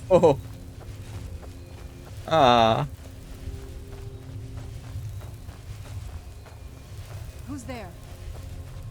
I actually can't...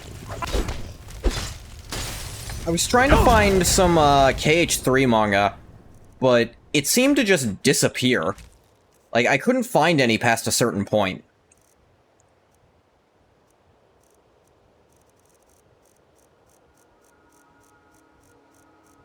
Let me see. Oh, wait. I'm in all. No wonder.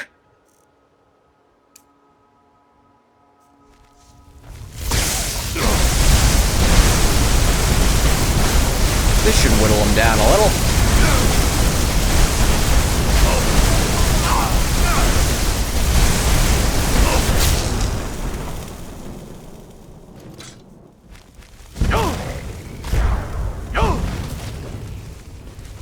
They smell like Cheeto dust in here. I wouldn't know. I'm not in your house. As far as you know. Manga Kairi feels like a natural evolution of KH1 Kairi's personality. King Kairi kinda has the girlification, for lack of a better word, problem going from KH2 forward. Yeah. I guess I never did answer who my favorite character was. You might be able to guess, because they feature very prominently in the, 358 manga. Done and done. That might be a pretty good hint.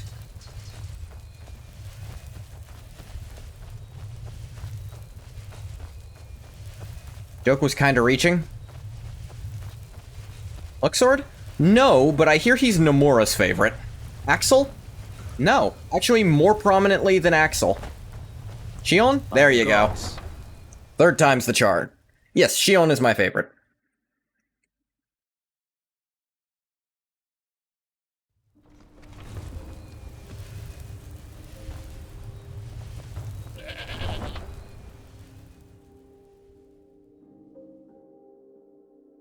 People are very lover or hater about Shion, and I am on the lover side. Imagine blowing up an entire town. Damn college. The town didn't explode. Winterhold was like that already. I mean, half of it sunk, but that's unrelated to what happened recently, which you're trying to refer to.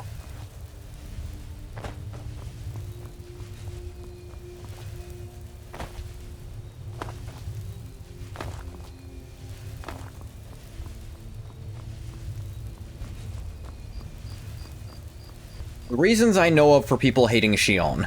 One, she's almost a retcon in the fact that, like, she's not really mentioned in 2. Except there's...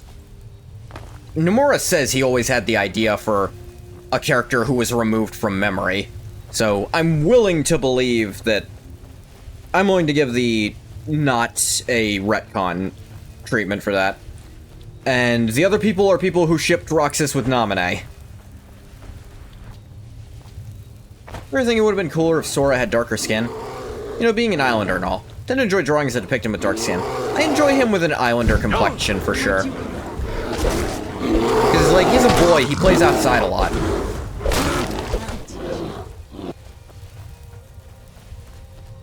It makes sense. A lot of fan art I see of him does give him, like, the islander complexion.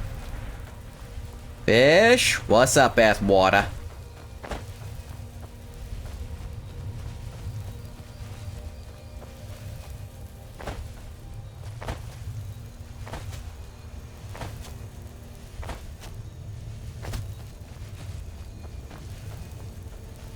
You were a national leader, what title would you want?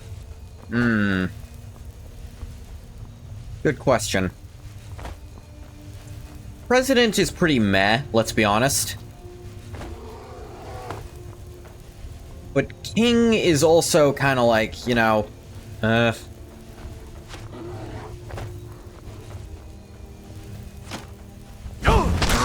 maybe something more neutral, like sovereign, is a little cooler than king.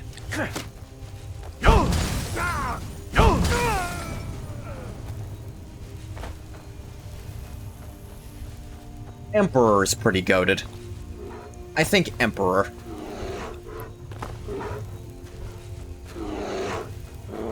Visual headcanon for Sora is that he'd either have dark skin or him just being fully Hawaiian like Leo. I'd imagine him more, what's... like the tropical Japanese island. I think it starts with an O, I can't remember what it's called. I imagine him more there than Hawaiian. Because I still picture him Japanese, because his name is fucking Sora. I've spent enough time underground myself, but if you want to go... Like Grand Duke, but it's technically of lower rank to King. Okinawa? Okinawa, that's what it was, yeah. I picture Sora as being Okinawan. More than I'd picture Hawaiian.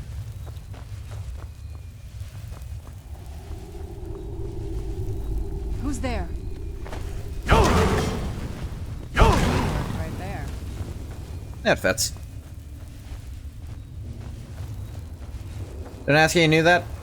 Have you played Like a Dragon? Or Yakuza as it's called? If so, that'd tell you. Going Imperial and want to be Imperator? Imperator is actually really good, yeah. You did not? Are you a fucking weeb? Xeno Kiryu? Looks like no.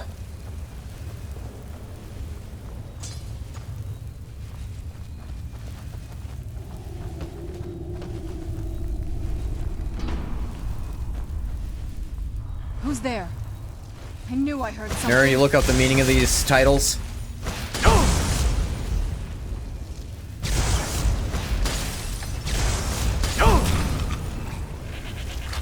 Fulmer, we're ready. Remember how to fight.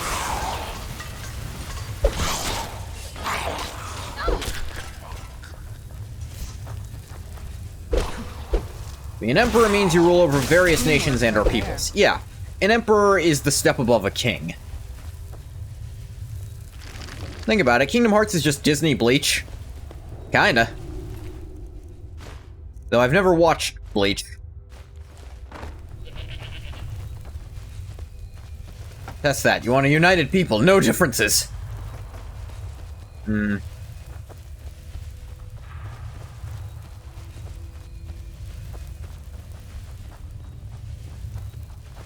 Huh. Just loops around back here. Not go anywhere else back here? Or did I not see the other way? I did not see it. Where'd you come from? Who's there?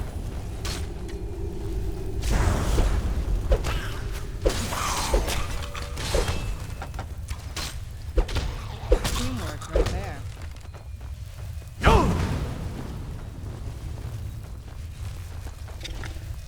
Where'd you come from?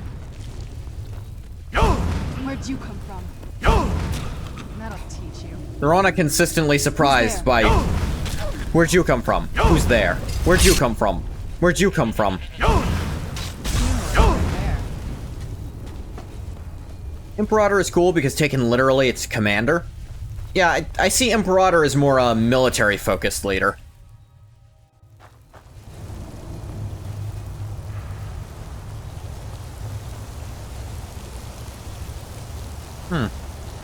I've been in here before. Where'd you come from? That'll teach you. Keyblades are Zombok Toes, Keyblade wielders are Soul Reapers, Sora and KH-1, substitute Keyblade wielder, connections to multiple factions like Ichigo, the Organization 13 are basically the Arankar. I definitely saw, like, the... I knew I heard something.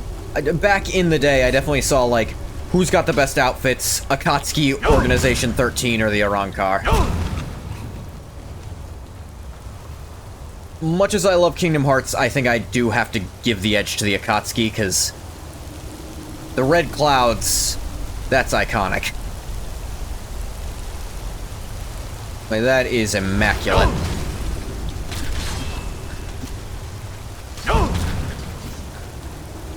Command the nation.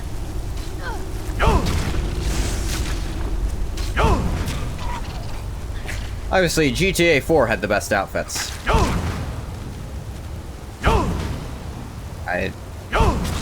Okay. I never played the only GTA I ever played was 5, so. You'd also say online if you count that as a different game, but I also didn't play it that much, so I'd still say just GTA 5.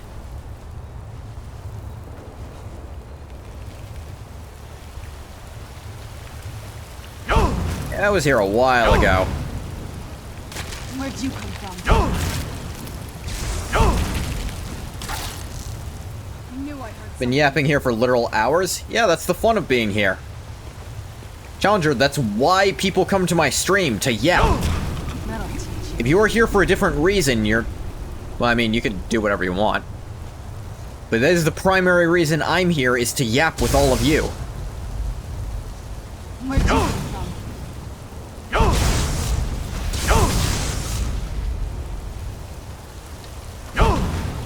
Hey, you usually just come in here because you're bored and have a few minutes.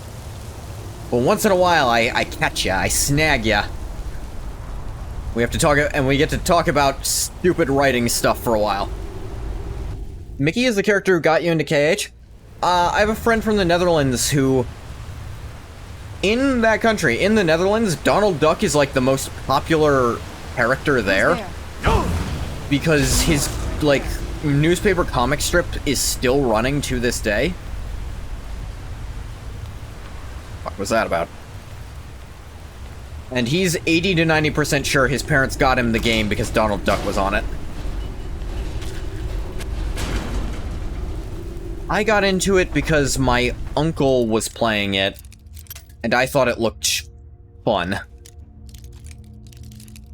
I think specifically I saw him playing the Little Mermaid world. Guess why I might have been entranced. You'll strip my comic?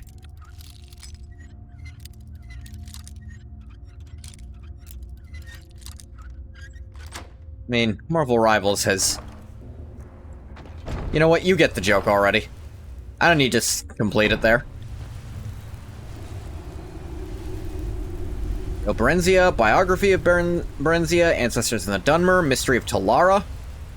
A lot of stuff, Battle of Red Mountain, a lot of Morrowind stuff. Must have been a Dunmer. Volume 4, Volume 2, Short History of Morrowind. Like, popular Dunmer books. I knew Funny I we were heard trying to find a something. PS2 game you used to play back in the day.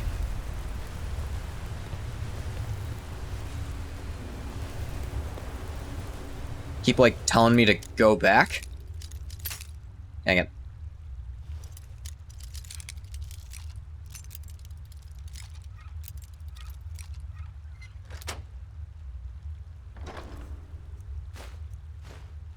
Anyway, I definitely will stream Kingdom Hearts someday, but it'll probably be... I've thought about this. It'll probably be for, like, my, affiliate announcement is when I'll start doing Kingdom Hearts. But for that, I want to have a model made, and it's real hard finding one. You are not welcome here. Why are these Dunmer wearing, like... Altmer armor? Pathetic. Like, this is Altmer elven gear. This is not Dunmer elven gear. Why would they be wearing that? That's weird. Much like Overwatch, Rival's greatest contribution is porn. Yeah. Interesting aspect of Kingdom Hearts is the Disney characters who actually do know or find out about the multiverse. Yeah. Cult following game about shadows. Did the Little Mermaid world dirty in 2.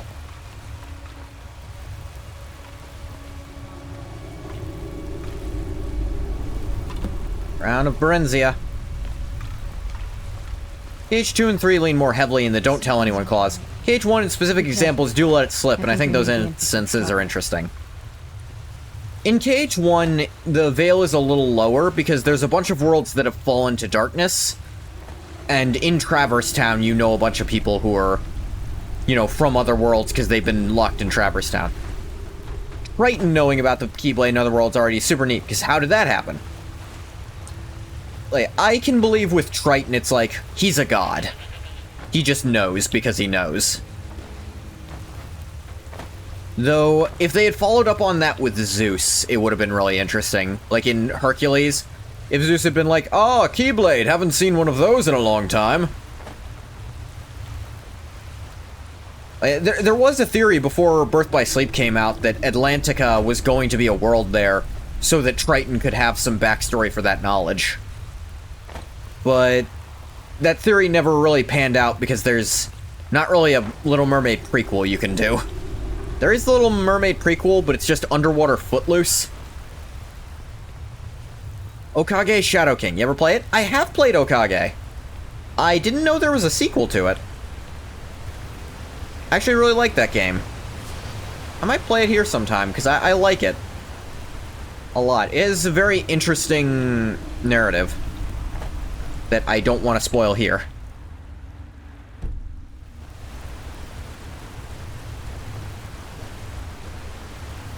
Hilda. Not a sequel? You said Shadow Cult that ruined the Little Mermaid in the second. Oh, were you still talking about Kingdom Hearts? Yeah, I know it's not a sequel. I thought you were saying there was a second game because I misunderstood your thing about Kingdom Hearts 2 ruining the Little Mermaid world. Yeah, no, I didn't get that fully.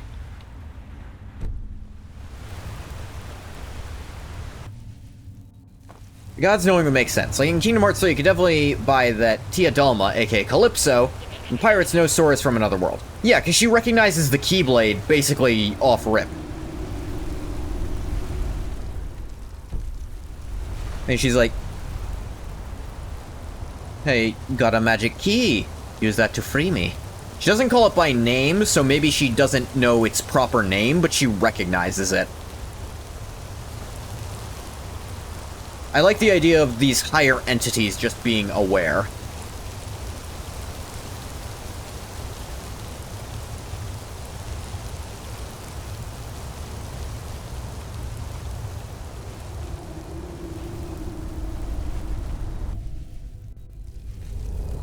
No, Aladdin knows about other worlds as a consequence of Jasmine's kidnapping. He has a vague understanding of the concept, but it's more like he just kind of... He doesn't know about other worlds, he just... Like, they specifically explain it to him. She's been taken somewhere very, very far that you can't reach by normal means. We can chase him. Hell, we can chase after her, and we're gonna. And he's like, "Well, okay, take me with you, I'll help." And they're like, "We can't bring you with us. You're not really allowed to leave here. Like, you're not allowed to go where she's been." Like, ah, dang it. But Genie is able to kind of go to them. But that's because he's a summon. But I think the implication is that he is literally going with them a little. Beast full on knows, though. Beast figured it out by brute force traveling to another one and knowing. Like, we don't know that he knew beforehand. Like, when Belle was taken, he just brute forced the boundaries between worlds and broke through, which... That actually is bullshit. That is the most impressive thing someone's probably done in Kingdom Hearts. Because no one else has done that. It's not like he used darkness to create a pathway. No, he brute force broke through the barrier. Yeah, he knows now.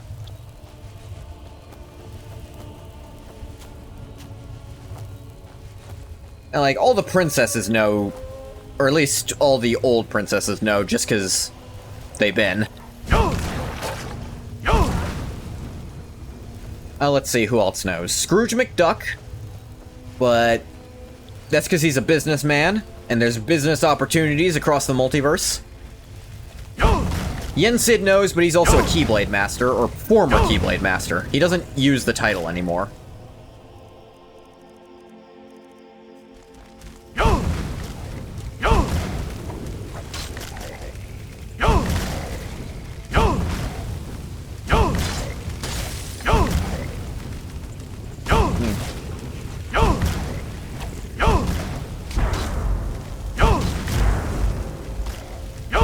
What have you got? This is the... Ah, there they are. I don't really mention it because realistically, who would they tell? Yeah, that's the thing, like, for a lot of them, it's like, it's not even useful information for them. Minnie has to know because she came from another world to Disney Town. Well, no, I think the residents of Disney Castle, by and large, know. I think they specifically are aware. But they're the exception, not the rule.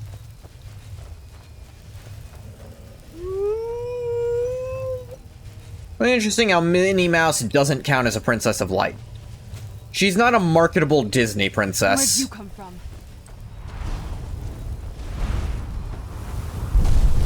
She's more a sorcerer than anything else.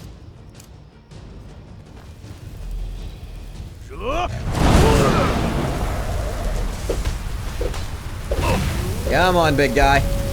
Oh, I'm sorry, is that supposed to hurt? Because it doesn't. You'll be my princess? No thank you, Bathwater, but I appreciate the attempt.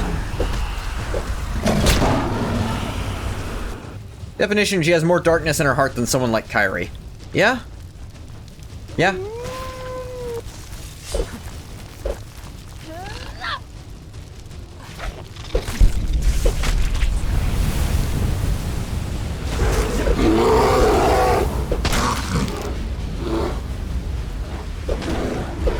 Thank God. You don't want to be a woman. Yeah, I don't know why you offered then.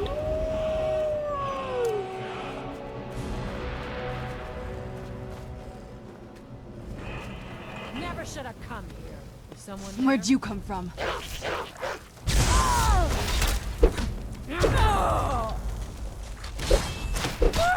Says it's highly overrated. Ooh!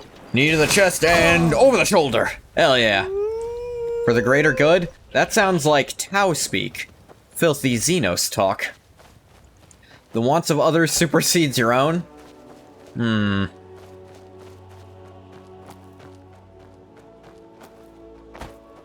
gonna turn in the crown, then I'm gonna turn in the mask, and then I suppose Skyrim will be well and truly done. And then I'll actually post that Skyrim fanfic I wrote that is a little post story about Angoth.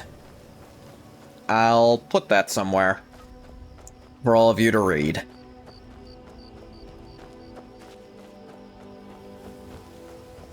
Wonder where I should put that up. I completely forgot I was gonna need to do that, because I want people to read it. It's ending? Unfortunately, yeah. But we've got Tale of Two Wastelands after this. Like, this was just the last bit of stuff I could really do.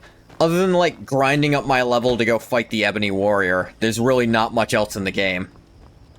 Oh, hey, they just Shadow Drop Test 6. You imagine. Disney villains also seem to have lost their ambition post-KH1. Saw the plan not work and decided to abandon the whole multiverse domination idea and stick to their own worlds. At least Hades and Jafar. Oogie straight up got amnesia.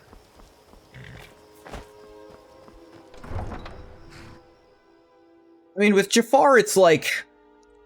he's not on screen very much in 2 at all, to have much personality.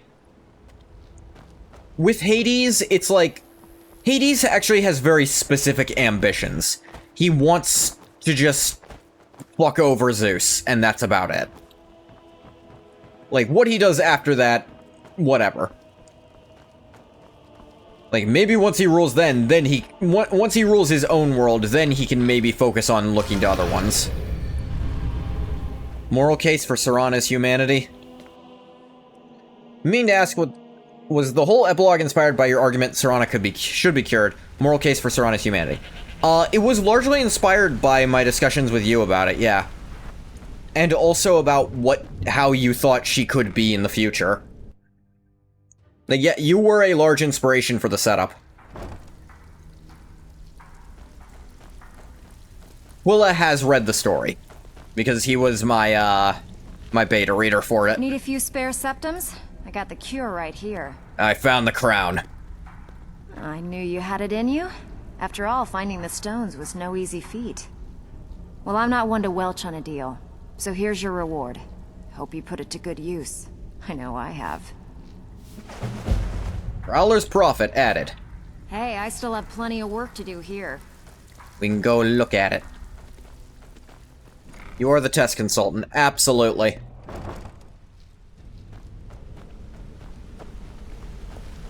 like to think either post-Cage 2 or at least 3, Maleficent did actually take over the world that never was Castle, use it as her own home base. That's why the organization hang out in the Keyblade Graveyard in Cage 3.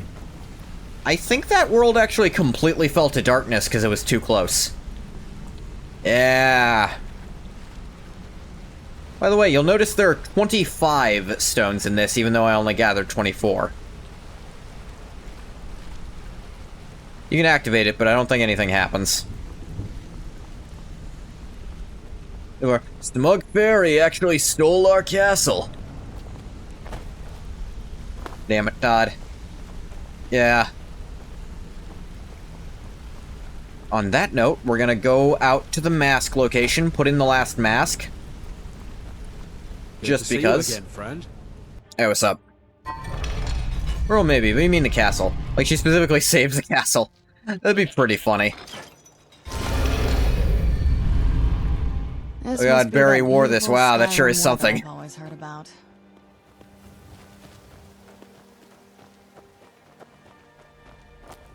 Ah, good on you, Barry. I put this together and now I'm really good at finding gemstones, apparently.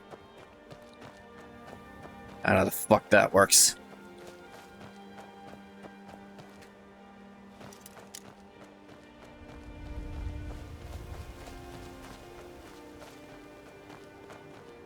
What do you need, Bot?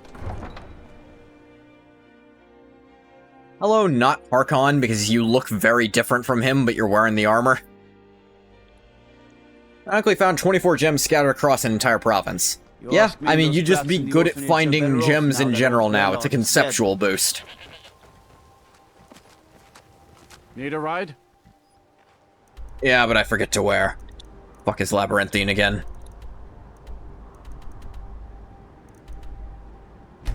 Marker Morthal. Not a magic effect, you just picked up the skill. Yeah, I know. Climb and back, and we'll be off. Oh, there once was a hero named Ragnar the Red, who came riding to Whiterun from old Rorikstead. Don't worry, I know I functionally started really late because of technical difficulties, because I'm bad at this. Ever find the Headless Horseman? I actually found him twice in this playthrough. And I was shocked both times. Because I've remembered times I've specifically tried to find him. And I just couldn't. And then I got him to show up twice throughout this playthrough. I like the theory that he's Ragnar the Red. I imagine that's why you brought that up. Can't convince me to keep going? I'm sorry, Bathwater. The only thing else I could do is, like, grind Angoth up to level 80 so I can fight the Ebony Warrior, but it'd be boring as shit. Smoking a cigar with cigar. The Bruma mod? If there's a bit more to, like, those expansion things than just, like, one city at a time, I'd be willing to go. Kitty. Look, Kitty, I don't mind you sitting in my lap. It's when you start trying to headbutt my microphone that it becomes an issue. And at least this stream specifically, I need to call soon, because I only have so much break time before I have to go finish Nioh 3 with Ruka. We might be finishing it tonight. Not Nioh 3, Nioh 2. Nioh 3 just came out. He is another sleeper powerhouse in Kingdom Hearts. He has Invincible Shield for one. More significantly, he's the only character capable of using darkness, commanding the Heartless with 0 negative attributes, like yellow eyes or corruption. Yeah, he's just kind of doing it. The old Just Bruma? Yeah, no, I know. That's why I said... That's why it was kind of a no on doing Bruma. Because I know it's just Bruma right now. Like, there's not the huge, massive, extra area content mods like there are for Morrowind, so I can push this even further. Just... oops, all Bruma. Theory they will complete and release all of Cyrodiil. Practice has been over 10 years and barely any actual progress has been shown. Yeah, isn't this the first city they've actually gotten out? I remember... hell, it might have even been 10 years ago when I first saw the trailer for, like, the mod for Elsewhere. And I don't think anything playable of that exists still. Rumor released a long time ago? Wow. Manifesting a portal through time out of sheer willpower and belief thing in KH2. He just did that and even amazed Maleficent. Huh? He's the first on-screen time traveler in Kingdom Hearts. No, it'd be Merlin. Well, I guess Merlin didn't do it on-screen, but he's a time traveler still. Drop Bruma and haven't seen shit since, basically. Here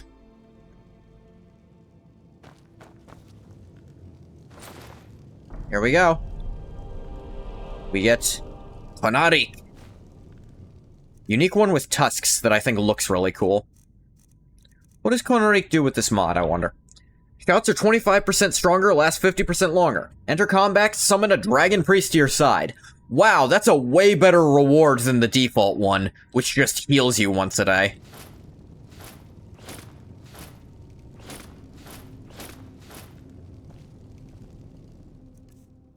Name means Warlord. Awesome.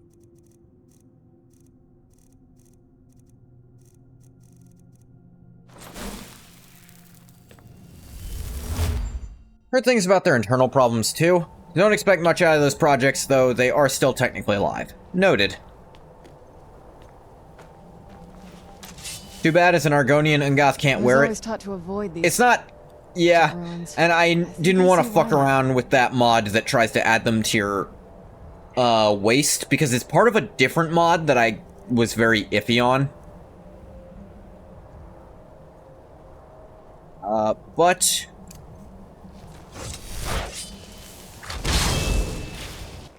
if the day should ever come that something real big comes down as a Skyrim mod, Ungoth's adventure will continue. Unless Test 6 drops first, which is like the one thing I think Test 6 could do first. The one thing I think Test 6 could, like... Where will Ungoth go to rest? I'm planning actually to go to Solstheim if my horse ever spawns. But no, my horse wouldn't spawn here, would it? Raven Rock? Yeah, Raven Rock was the plan. Just, got all these masks and they're heavy as shit.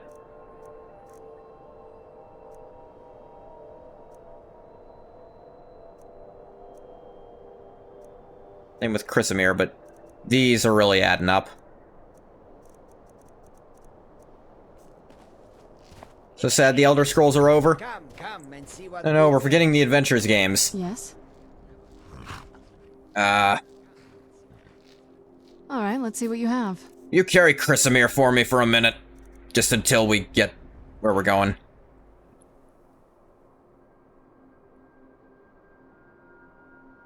Wait, what? This better not be all the things you just can't be bothered with. There we go. Like, the prompt wasn't showing for some reason.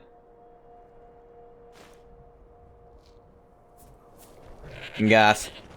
You like, like, Nerevar. You like Morrowind, don't you, Nerevar? Shut up, Orin! Maybe a little. One opinion. What weapon skill should you main in Fallout? The original. In the original? Ooh. So, you want small guns for the early game, but for the late game, you want either energy weapons or big guns.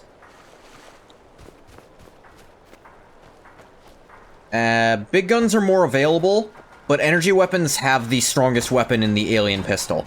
If you build very high luck in Fallout, I'd say energy weapons, because you are quite possibly gonna get the alien pistol. But you need small guns for the early game, because you can't get through. Unless you're doing a melee build, actually. If you're doing a melee build, throw everything I just said out the window. I haven't used big guns before, so alright. Gallon does the business. What do you want, Lizard? If you've got the gold, get yourself settled then.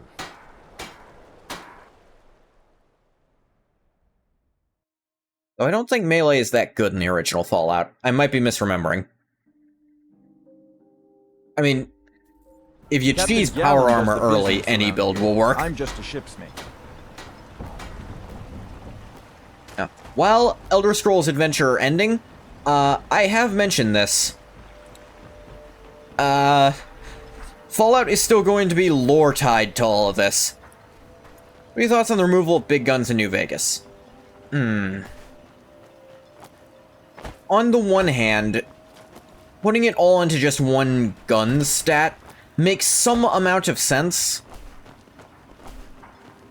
And helps just kind of ease up the requirements between... It makes the gun stat in the late game not a lot more feasible. TTW mod that brings it back. That is interesting. But I don't know how much I'd want it back is the thing. Because I kind of like them being merged, personally.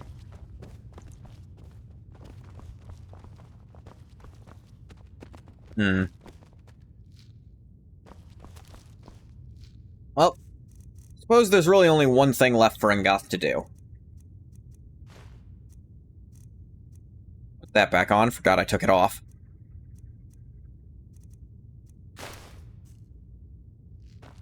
Do you need something?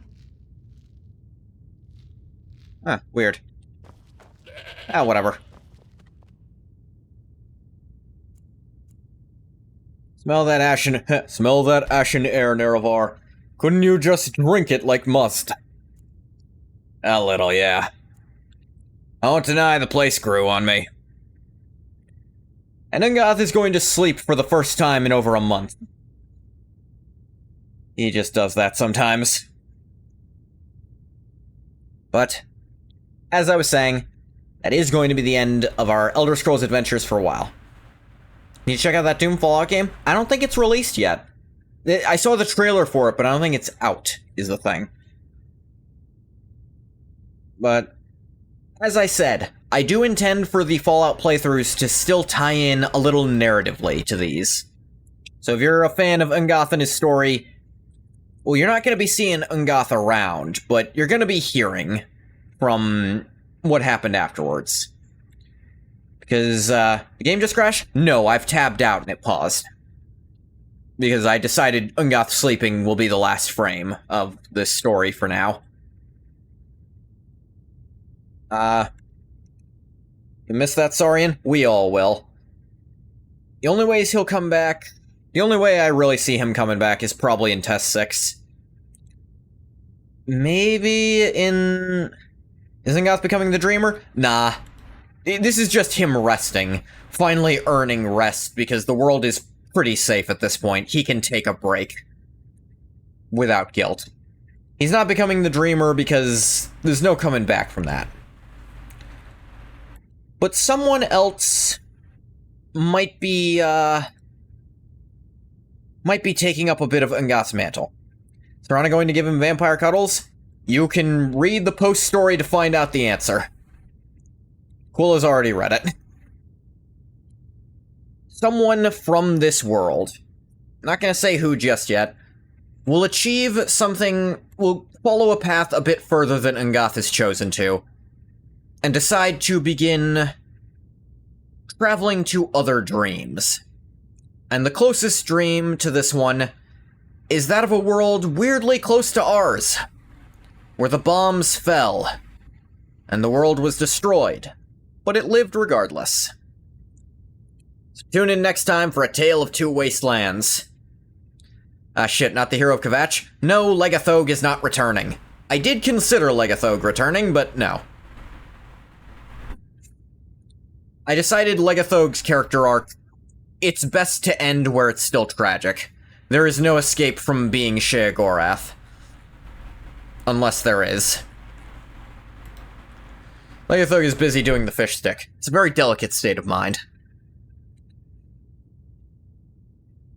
It's actually not spelled that way when he does it specifically. But yes. That's where we'll have to call it. I'll be back for A Tale of Two Wastelands on Saturday. I'm gonna stop the recording for YouTube here. As always, thank you so much for coming if you came. If you didn't come, you don't get a thank you. Bye-bye, YouTube.